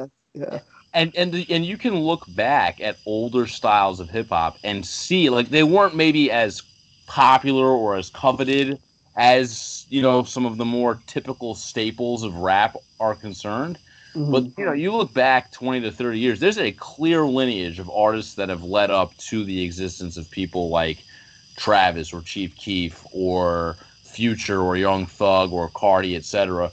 Like, you can look back plain as day to like Nathan's Ain't Barring That by 3 6 Mafia and be like, that the blueprint, that is right there the blueprint of like Playboy Cardi, basically. That shit right there, the high pitched, they pitched up the voice, so it's kind of like a proto baby voice sort of thing going on. The beat sounds like it was crafted in heaven. Like, it's like you can look back at all these different eras. You can look for like Travis, like you look at Koopsta from 3-6, like with his whole melodic, ghostly rapping and what Travis is doing. Right, that Koopsta album is so fucking good, and everyone should listen to that fucking Koopsta album. It is. For sure. And I will say that to kind of bridge the discussion, that the album, like where I started to realize that I actually might like Travis Scott for the same reasons that I thought I disliked Travis Scott, was where at first I thought he was just like a biter, that he was just kind of taking people's like influences and ripping them off. I actually realized he was synthesizing people's influences and making them his own, was on Birds in the Trap Sing McKnight. And I didn't realize that from the retail album. I realized that from the Slim K Slowdown version of that album. But I think if I re-listened, I didn't get a chance to for the podcast. I've really listened to the Slim K version of this album a lot. But I think that it is honestly, though, having listened to Rodeo, I think it's probably not as good as Rodeo, because I really liked Rodeo a lot more after listening to it again for the podcast. So yeah. As everybody predicted, I like Rodeo a lot more. It is not a 2 out of 10. I think the cool thing with Rodeo too, it's like and you were saying like he's amazing at synthesizing his influences. So that does Travis himself have a super? I mean, nowadays he does, but at one point was he like a clearly defined artist? Was he a clearly defined aesthetic and sound? I'd agree, maybe not really, but who was taking the disparate ideas that he'd have between like his a love for Kid Cudi and Kanye and UGK and 3 6 Mafia and Daft Punk and like late 90s trance, all stuff that he's referenced. And also clearly artists have taken from this too. Like I was listening to Rodeo and I was like, holy shit, A$AP Rocky, who has never had an original idea, definitely didn't when he made his last 2 albums that stole the fuck out of a lot of this. Especially At Long Last, A$AP stole the fuck out of a bunch. Like, I thought At Long Last, A$AP was just stealing from, who the fuck did I mean, like, he stole, god damn. A$AP Rocky has no original ideas. No, you want to talk about a fluke? Was A$AP Rocky. He came in with precisely one amazing tape, which was made on the backs of Clams Casino, Thai Beats, and Space Ghost Perp. And then he just kind of became mediocre after that. Like, he has like 2 decent albums after that, but they're nothing compared to what he came out the gate. 100%. And at this point, I don't even know what the whole mob. I mean, between like the unfortunate passing of Yams and then the unfortunate existence of ASAP Bari or Barry, however the fuck you say that, it's Yeah, ASAP Bari. they just like plummeted, and I was like, yeah, Jesus. ASAP rapist, where the fuck he is, who cares? Shout out to ASAP Josh, wherever you are. I hope you're still getting royalties. Shout out to ASAP Josh. It's just funny though. ASAP Mob was like, "Yeah, we're gonna kick Ferg out." I mean, like, oh, you mean like the only interesting one left, sort of? And I wouldn't even say his music is like that good anymore, but at least he has like, he has like an identity now. Because Rocky doesn't give a shit about music anymore, and that's fine. Like he can do his like little fashion stuff and whatever. Like I mean, he's ASAP Rocky is the name. I But mean, like say what you will about Ferg, ASAP Ferg's ripping people off, but at least it's an ethos. Ferg kind of like Ferg still gives a shit.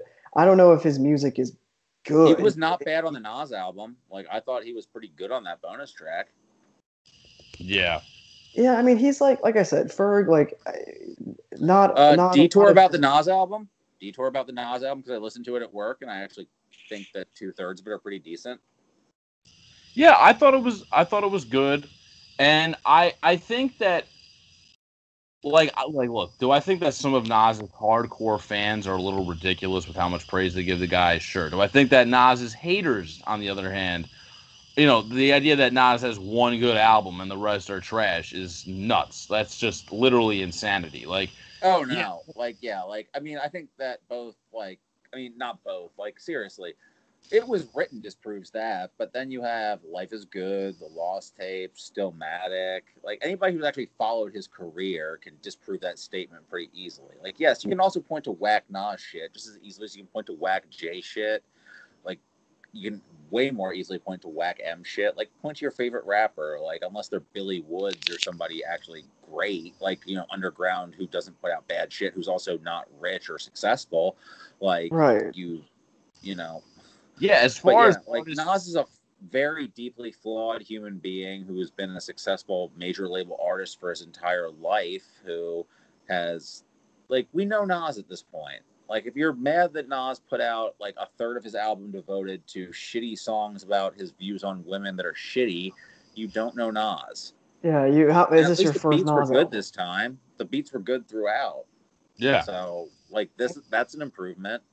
Like, and 100%, like I'll never make an excuse for his behavior or his rhetoric. Like, I'm not even defending the person. I'm just saying, if we're gonna talk about guys with bars, like, look, you can think Nas sucks, and I'm fine with that. As far as him being a human, I would agree too. Like, Nas is not a good guy, but like, if we're gonna have this bars discussion, we're gonna have like, oh, does Nas have good music? I mean, let's not use revisionist history real quick. You can think the guy is a piece of shit, but he has some fucking classics. And I think King's Disease kind of lets people know, like, hey, I don't know what you were thinking, but like Nas really still knows what he's doing at the end of the oh day. no, like on a very technical level and not in that showy Eminem, like, Yangui, I don't know how you pronounce the dude's name, Momsteam way, but I think you guys know what I'm talking about, like Guitar Center rap. I like to use this term, where Yeah. it's like, I'm going to go to Guitar Center and play you like a fucking like finger picking guitar solo.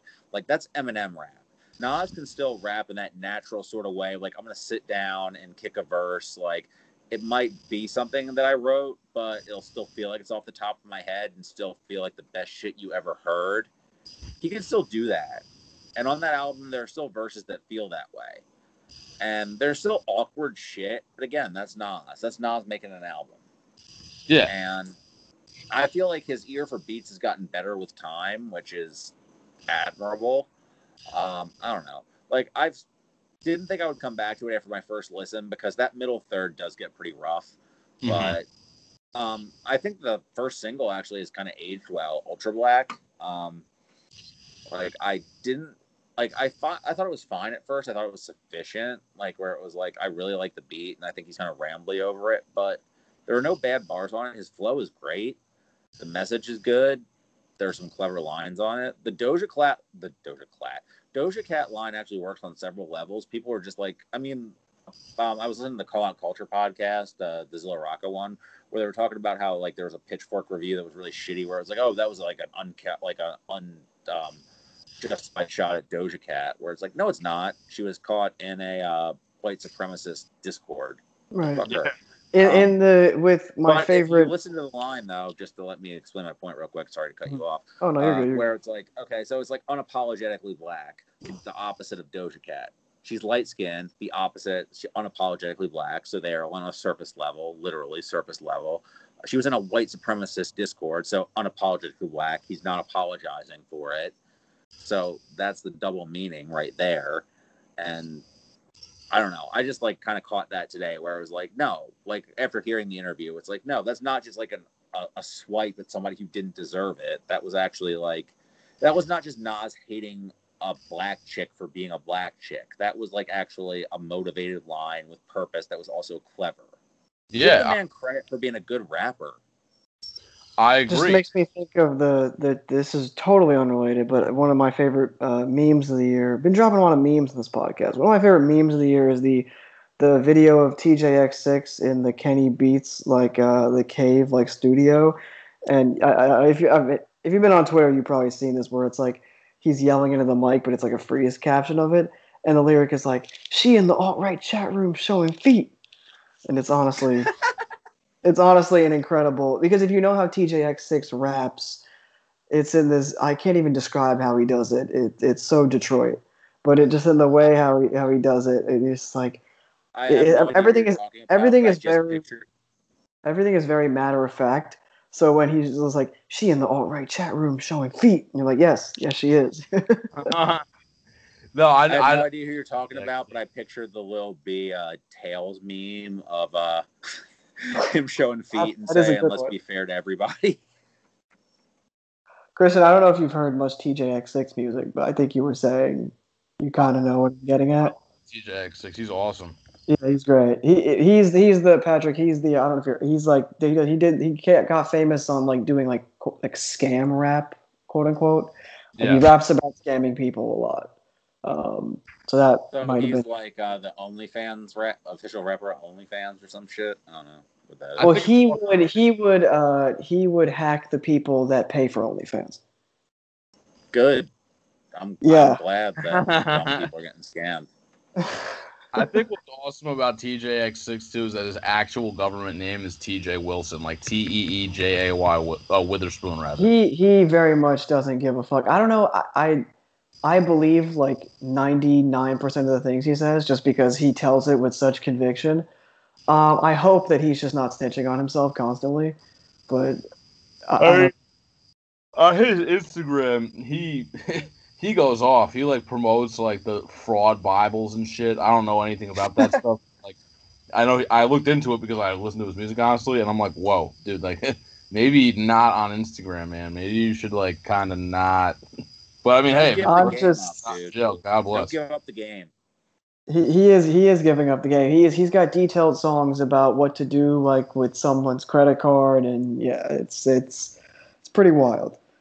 But yeah, Doja Cat and the alt-right chat. Your credit card is go and buy "Birds in the Trap" "Sing McKnight" by Travis Scott, which is an album we were supposed to talk about an hour ago. What do you? I will say the Andre feature on the opening track, great feature. Oh, amazing. Oh yeah. Yeah. So when it comes to Birds, like, so I get why he made it. I get that Rodeo didn't meet commercial expectations. I get that he needed to, and it ended up meeting them later on, but it was a very latent success. And it was mostly a success due to how well Birds did. Birds was actually supposed to be a mixtape, but he ended up making it an album because the label thought it was good enough to put out as an album.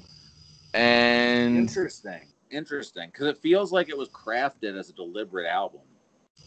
Yeah, and I think that's that's a testament, in my opinion, to Travis as an artist at his best moments, because I feel like he's just very good at, like, you know, he has that line, "Who put this shit together on the glue" on Sicko Mode. I feel like that's kind of like his biggest strength, is him being able to organize a project and organize a song and craft music, even if him performing it isn't necessarily the star of the show. It's his Although, craft. now that I think about it, now looking at it, first of all, the Slim K version is differently tracked, so that's a testament to Slim K, like, switching things up and 100%. making things more organic in the way he tracks them. And yeah, it's a lot of collaborations that were essentially feel like singles that were meant to get play because of who he was working with, or just because they felt like they would resonate. Half and half, I guess. Although I don't remember the Bryson Tiller. The Bryson Tiller track is the Bryson Tiller track is good. It's one of the few times I really enjoy Bryson Tiller. Yeah, I know he shows up a lot. I'm just trying to think of like who the fuck is he? Like I know he's showing up in a bunch of features. He's a Drake and Weeknd like hybrid. Oh, he's an OVO guy. He's an OVO guy. Well, he's not an OVO guy, but if you listen to any of his stuff, it's so indebted to. I hear that. He sounds like that track sounds like a 40, like almost like a 40 beat or something. Yep. It's But yeah, like my favorite shit on here is definitely obviously Andre. But the intro is amazing. The Cudi song sounds like a good Cudi song. It sounds like Man on the Moon too. I really like that. Goosebumps was the reason I got excited for the album, where I was like, oh shit. Like I didn't even know if it was going to be a Kendrick single or his. Like I didn't know he had an album coming out when that came out. I was like, oh, this is good. Like it was the first time that, and then Pick Up the Phone, like two singles where I'm like, is this Travis's single? Like, or is this a feature with him? Like either way, it felt like he was splitting a song with somebody and was really good. And I guess that's generally the story of the album. It feels like the good shit. It's either half stuff I don't remember or half stuff where it feels like they're good songs that aren't his songs. And then the version of this album I like is something somebody else took and made it into not even his album. It's a Slim K album. It's in the same way Screw's albums are Screw's albums. So, yeah, I can't really consider the version of this I like a Travis project that I like. But there are about half of this is comprised of very good songs. But it's the definition of a singles project. Yeah. Christian, what do you think of the SDP interlude? Because I think it's kind of become like another like cliche among Travis fans, where it's like this is the underrated one. But I think that interlude is better than like most of the songs on the album. I completely agree. Like it's I have to re-list it because I don't remember it off top. It's very like hazy, psychedelic. It has like that drugs you should try it feel. A little different, but it has that feel. It's kind of like that, but it's as repetitive as like one of those like looped 3/6 songs where they're just saying the same thing over and over again. It's literally that, like just saying smoke one, something like that. Smoke some, drink some. It's got that DJ Paul looping a Juicy J beating a phrase into your head type feel. Yes. Yep. Yeah. Except instead of it being like the hardest shit ever, it's like a long drive at night. It's super dreamy and chill. Yeah.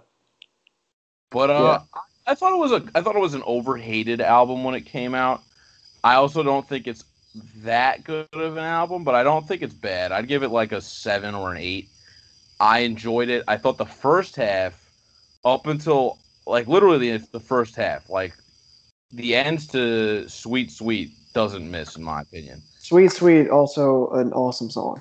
Amazing song. And then after that, you do have Goosebumps, you do have Pick Up the Phone, you do have Wonderful, but you also have Outside. I wasn't a big fan of First Take, to be honest. And Guidance was just the most like depraved dance hall riding. I'm trying to it's a weird song. It doesn't make sense. That song took me out of the album. Like that gave me I think I would have given it a 5 when I first rated it and I heard that shit. And then what sounded like a Weeknd's, like again, I was also in that period where it's like every Weeknd feature sounds like a Weeknd song to me, where it's just like I don't know. I have a kind of a feeling about people whose features sound like they just didn't even try to fit their host artist. Yeah. Well, Weeknd's voice is so distinct that he just takes over a lot of stuff, which, real quick, the Weeknd's feature on Pray for Love, what makes it work so well is there's a clear cut between the two verses. Also on Pray for Love, Travis Scott says in his verse, which one of my favorite Travis Scott lines, they're looking at me, everybody looking at me crazy, got me feeling like a communist. That is a real line. That is a real line that he says. Comrade Travis. He also says like fuck Fox News and CNN. And I was like, I don't know if this is like some centrist shit or he just doesn't. I mean, whatever. I don't know. It's a weird. It's a funny verse. It really is. But yeah, CNN does fucking suck, but it's not because they're too left. It's because they're too right. no, yeah. Hopefully, Travis was ahead of the wave on the on that. I don't know. Anyhow, Travis Scott saying they're looking at me crazy, got me feeling communists on "Pray for Love." Great line. What a random line. Very absurd. But yeah, good. I like this album. Good. It sounds great. It sounds great, except for Guidance, but it sounds great. I think that's what we can say. Yeah, I feel like the production's definitely not as ambitious as Rodeo, but I also feel like that's an unfair. It's an unfair. It's a very 2016 album, but but when you to me, I hear when I go back and listen to it now, I hear my freshman year in college, because 2016 was my freshman year, so like at least the first semester. 2017 was the other part, but like I hear my freshman year and how this album was A, fucking everywhere, and B, like encapsulates a lot of like Goosebumps was hot when like Black Beatles was hot and Bad and Bougie was hot, and like those were fun times, you know. Yeah. So that's kind of when I hear this album, I think of those like times.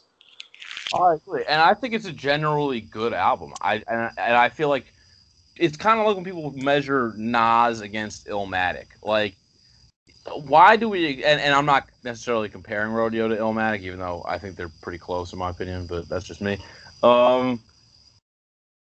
Like the point I'm making though is just because they're not doing the exact same thing and being as ambitious as they were on Project Number One doesn't mean that you like it's a bad project. It just means it's different. Maybe it doesn't scratch that itch for you the way that the former did or whatever, but it's good in its own right, and it's an enjoyable album. I think it's packed with the shit that I was listening to at parties and stuff back when it came out, and most of it holds up pretty well 4 years on, or over 4 years on at this point. So yeah, I mean, I thought it was a needed album for Travis to become the superstar that he has now become. I thought that as far as a blatant concession to pop chart dominance, it was one of the way better concessions that I've seen. You know, like you compare that to 2016 was also when Drake dropped Views. Both albums are kind of going for the same vibe of let's expand the fan base and just rack up those streams. And Views was just nothing off of that has aged well, and the album itself is pretty mediocre. Whereas Birds in the Trap Sing McKnight is a pretty good album, and a good portion of it has aged very well, considering what people felt about that album when it first came out. So I feel like I don't want to see him make a second Birds in the Trap Sing McKnight, but I definitely liked the album when it came out, even if it's not one of my favorites or anything. Yeah, I think it's a dope record, and I think that part of what has made it age well, to your point, compared to some other stuff from that year or even before, is the propensity for sound design that we've talked about with Travis. 100. You know? Yeah. So that's kind of what to me has like really aged the best about it, is like that sound design, because he's always gonna. It still feels unique in its way. Even as it has points that are concessions, it still feels unique. I still think, and Pick Up the Phone was probably my favorite song of that year at the time. It's still probably one of them. I have too many fond memories and times with that song to disassociate myself from it. Not that I would want to in any way. It's a great song.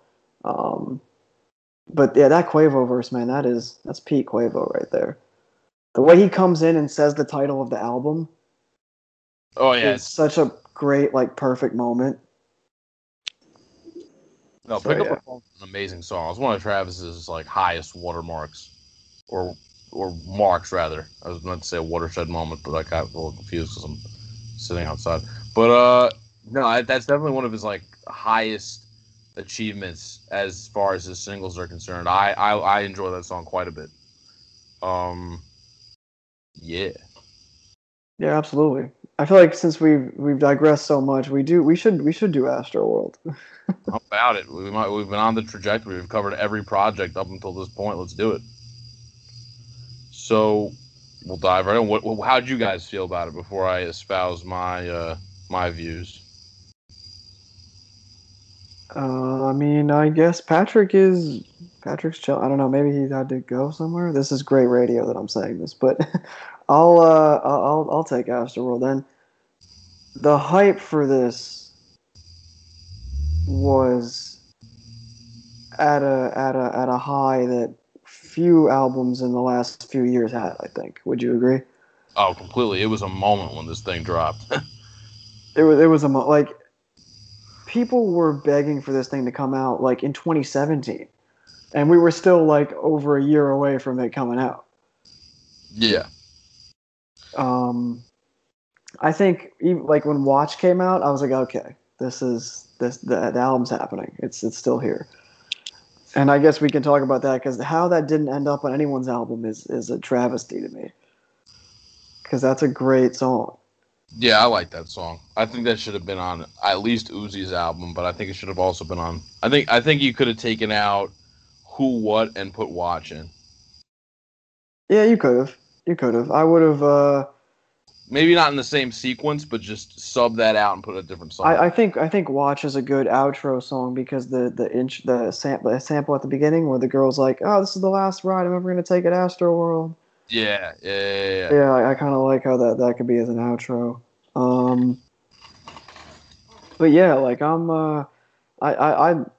the build up for this was insane. Like, and to me, it felt like this album could never, ever, ever possibly live up to the build up, ever. Like, I thought it was going to be like a decent record. Maybe it would be good, but like, I don't know. I was kind of in this position where like, damn, I love Travis, but like, it's not going to convert anybody that doesn't like him. Like, it's not going to, I don't know. I wasn't, I was excited for it, but I wasn't like over the moon, like, you know, Travis Scott subreddit level, like kind of like excited for it. You know what I mean? It had a lot of false launches. It did. It really launches. Yeah. But it did though. You're right. You're really right. Like I thought it was going to drop that whole summer, and then it eventually dropped right at the tail end of summer. And like Birds, I mean, Travis was a supernova after this album. Like, this made him one of the biggest out. Like, he wasn't like Drake level, but he was right below that. And like tracks, I mean, when this thing kicks in, I mean, Stargazing, like just like a good Travis Scott song. Like, but Carousel, I didn't expect to hear Frank. Like, I didn't, the way he did that was crazy. And Sicko Mode, I feel like the takes around Sicko Mode, there are so many of them, and it's such a, big song at this point. But I think Sicko Mode, like hearing it for the first time, whether you liked it or didn't like it, is still a pretty unique experience. Like, the way that song comes in, it doesn't sound like a lot of other songs Travis has made. Yeah, I don't know. I still don't like it. It feels like, it clearly worked. It resonated with a lot of people. It was on the radio for a while. It's a huge song. I mean, the Drake verse, I don't know if it's a good verse or it's a meme. It's both, I guess. I think it's kind of both. Yeah, it's enjoyable, even if it's not like is it like an amazing verse? No, but it's like, it's good. I don't mind it. It's just Drake rapping over a new age Memphis rap type beat. And I also think the song's kind of a meme too, because like it almost takes the idea of a beat switch and makes it a joke. Yeah, I actually think Travis's rapping on that is like good technical rapping. If you're gonna like yeah, like the way he actually like raps, which you can't really tell because like he also drops some like meme lines in here and there, but he actually has like the way his flow and his rapping, like from a if we're gonna actually like analyze it, which I usually don't care about, but it's good. I just think the whole Drake bit with the whole I did half a Xan or whatever, like it's such a like self-conscious bit, but not I don't know, it's fun. It's not nowhere near my favorite on here, but I still kind of smile hearing it now just because, once again, kind of like songs like Goosebumps or whatever off Birds, like it was just, this is even more inescapable. I mean, it was the number one song in the country for a while. Like, it was a huge song. And I didn't. It's a song where like its ubiquity didn't make the song worse to me.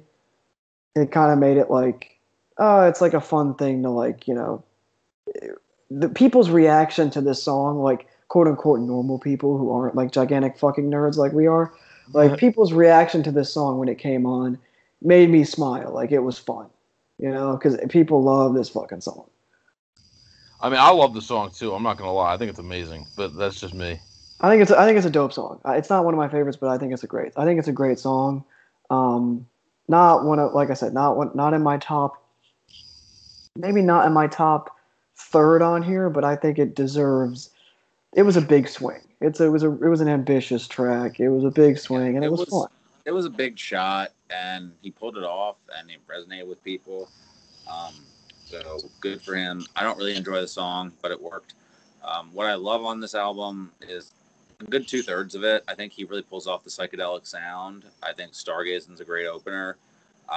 Carousel. Apparently, Frank didn't like his part on Carousel, or didn't approve of his part on Carousel. There was something. I thought he walked that back. I thought they figured it out. I'm not sure. Probably. I don't know. That might have been some Twitter beef or something. I like him on Carousel. Like, I think it's like every Frank feature. I love it. Like, Frank has not ever done anything I don't like. So. Yeah, I agree. I thought he killed it. I think he had a problem with how it was like mixed or something, or how his voice sounded, like the pitch or something like that. But I thought, and like kind of pitches him up like the brand new. Sounds a little like high pitched for him, but I think it works. I think it sounds great. But but like I said, and I'm not like either of you correct me if I'm wrong, but I think he walked it back. Like I think they're okay. But who knows? Frank does everything in secret, so I don't know. But yeah. I think what had happened with the Frank beef-ish thing, as it were. I don't think it's much of a beef anymore. Was remember what was her name? Amanda Lepore, the actress or model who was on the cover on the cover, of the original album. She was taken off the cover, and Amanda Lepore happens to be a transgender woman. So I think that due to her being pulled off, Frank was just checking Trav to make sure, like, hey, this isn't because she's trans, right? And I don't know whether or not that is the reason that she was pulled, but apparently, according to Trav and Travis's team, it was not the reason. So Frank was cool with it from that point on, and the song stayed. But that's something I think he had made an announcement hinting at that. He was like, I want the song pulled if this is the reason. Yeah, I remember that. Like controversy happened. Yeah, I can see that. Yeah, which, like I said, we don't know. I truthfully might have been some label shit to me, but I don't. That's a take. I have no idea. Yeah. Yosemite is one of the coolest little 2-minute interludes I can think of. It reminds me a lot of White on the John Mayer, Channel Orange. Actually, the John Mayer version on OF tape. Oh, okay, yeah. Well, that song Yosemite, which I really like that song, is a self-conscious, because Gunna's on the song. It's like a self-conscious direct rip of the Gunna song "Sold Out Dates" with Lil Baby on it. That was like one of the first Gunna songs that got him like really popular. And the flow, like the ice on my neck, like that flow is exactly. I mean, Gunna's doing it, so it's like his flow, but it's the same. Like "Sold Out Dates" is "Sold Out Dates." Catch every day. It's the same flow. Chris, I don't know if you've heard that song, but I think I heard it like I put it in Paris before. Yeah, it's pretty much to a T. I mean, Travis, like the production and stuff is different, and like it's a little more spacey and atmospheric than Sold Out Dates is. Sold Out Dates is the classic like Gunna rapped over a guitar beat kind of song. But the flow, like the whole hook and everything is the same. And I guess, like I said, it's obviously okay because Gunna did the whole hook, and like it's his flow. But like they both are doing like Sold Out Dates Part 2 is what it is. But Sold Out Dates is my favorite like Gunna anything. So I'm cool with it because it's a great like it's pulling from a great song. But yeah, this is the same flow. It's like the same kind of hook style. It's like the same thing. And just I hate to like wrap this up real quick, but I just realized I have to be up for work in 5 hours. But so just Coffee Bean is like my favorite Travis song, and the Slater slowed version of Coffee Bean is I'm actually gonna have Wyatt link that, and the description is one of my favorite songs ever. I think that the Mike Dean influence that Christian has mentioned is most pronounced on this album overall. I think the like psychedelic layered instrumentation that like you've talked about, the Beautiful Twisted Fantasy influence that Travis has had throughout his career. I think that's mostly very pronounced on this album. Mm-hmm. I think R.I.P. Screw, the psychedelic thing, like that's the same as like Drugs You Should Try It. Like R.I.P. Screw, when you saw that, you're like, please don't make the Screw tribute be shitty. Please don't. And it was like the best possible thing you could have done. Yeah, it delivered hard. I thought this album, as I guess a closing thought for just this album on my end and just in general was like, I thought it lived up to the expectations as best as it could. I think that it's not better than Rodeo. I don't think that it's Travis's best album. I think it could maybe in the future go down as the coveted C Word classic, maybe in the future. I don't know, but I thought it was really dope, and I thought for an album that was as popular as this album was, I don't know of any that have taken the kinds of artistic risks that this album, that a 3 times platinum rap album in 2018 took. I mean, Sicko Mode as the lead single was ballsy. It's a flex that you can make Sicko Mode as your lead single, or like Stop Trying to Be God was a single. That's a flex. That's a huge flex. Wish I could talk about Stop Trying to Be God more. That's another great Mike Dean moment. Stop Trying to Be God. The melodies on that, the guitar on that is just amazing. They had Stevie Wonder on harmonica, man. Like that, like that's just. Also, shout out to him for getting a much better Stevie Wonder harmonica part than Drake. Yeah. I think cool was the Bjork sample on No Bystanders. I'm like, you're just not going to get this from too many other people at Travis's level. Shout out to him for getting a better Bjork sample on one song than Death Grips did on a whole album. Oh my god! Ooh, I like it. Talk about it. I like it. Damn. I will say, to Patrick's point, Patrick, I know you and I also love this song, Astro Thunder. I know that we are the Slater version of that as well is another key. I think that was a key moment for me sending you that at some point was a key moment for you getting more into this album. I think it was either that or Coffee Bean. I forget, but I mean, Coffee Bean was the key, but then Astro Thunder after that, and then I just I think I downloaded the whole thing. Because I was already deep into the whole Slater thing because of his Die-Lit version, which I still play regularly. I still think Travis's voice is uniquely suited to this. That's why I like the Slim K versions. I think he's in the same vein as Devin the Dude and Tupac in terms of his voice just sounds so much better slowed down. And that's why I much like his approach now, where he's not like doing the hard rapping as much. That's why it was very jarring to me to hear him rap the way he was on Days Before Rodeo, where he's still trying to be seen as a rapper as opposed to much more of a fully formed artist who sings a lot. And I don't know, I feel like for somebody that I thought was being put in the Cudi slot, and I resented him for that, he's doing a lot more of the 808 style songwriting these days, and that seems a much better natural fit for him than when he's trying to rap. And I think to like I said, I guess my wrapped up thoughts is that Coffee Bean, as we all have said, is amazing. I would talk about Can't Say a lot because Don Toliver is the best thing he's ever done. But I do think that Coffee Bean to close the album has such an 808s vibe. You nailed it. It's just the way it rides out makes me feel like Welcome to Heartbreak, that Kanye and Cudi track. The way that guitar comes in and the way it rides out. I mean, that's just there are a few things in rap better than a good beat riding out. No, I agree completely. Yeah, it was a dope album. I feel like Trav, I think years from now, we're going to look back on Trav very fondly. I think there's going to be a lot of critical reappraisal around all of his music, but especially Rodeo and potentially even Astroworld. I think even some of the more skeptical, cynical sides of like the internet rap sphere who don't really like that album too much, as I've seen on RYM or other websites.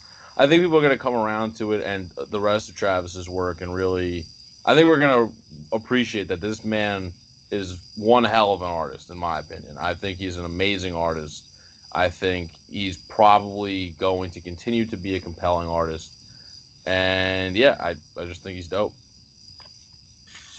Yeah, I think that while I can't co-sign everything he's done, I think that I've gained a greater appreciation for his work.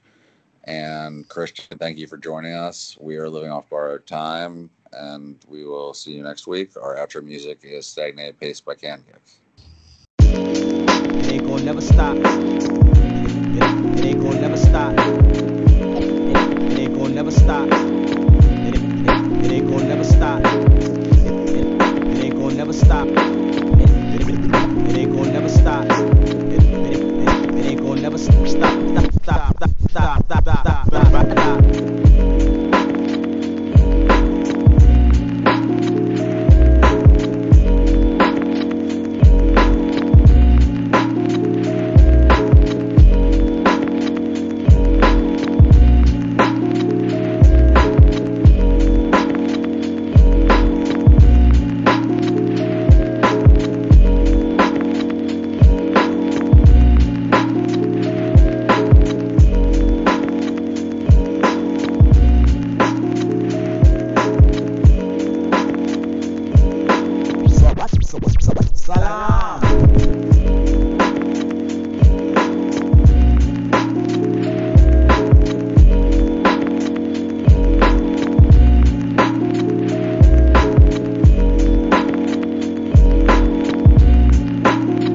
Time will tell. Time is yet to be conquered by man. But when the time is right, perhaps the greatest revelation of all time will dawn upon us.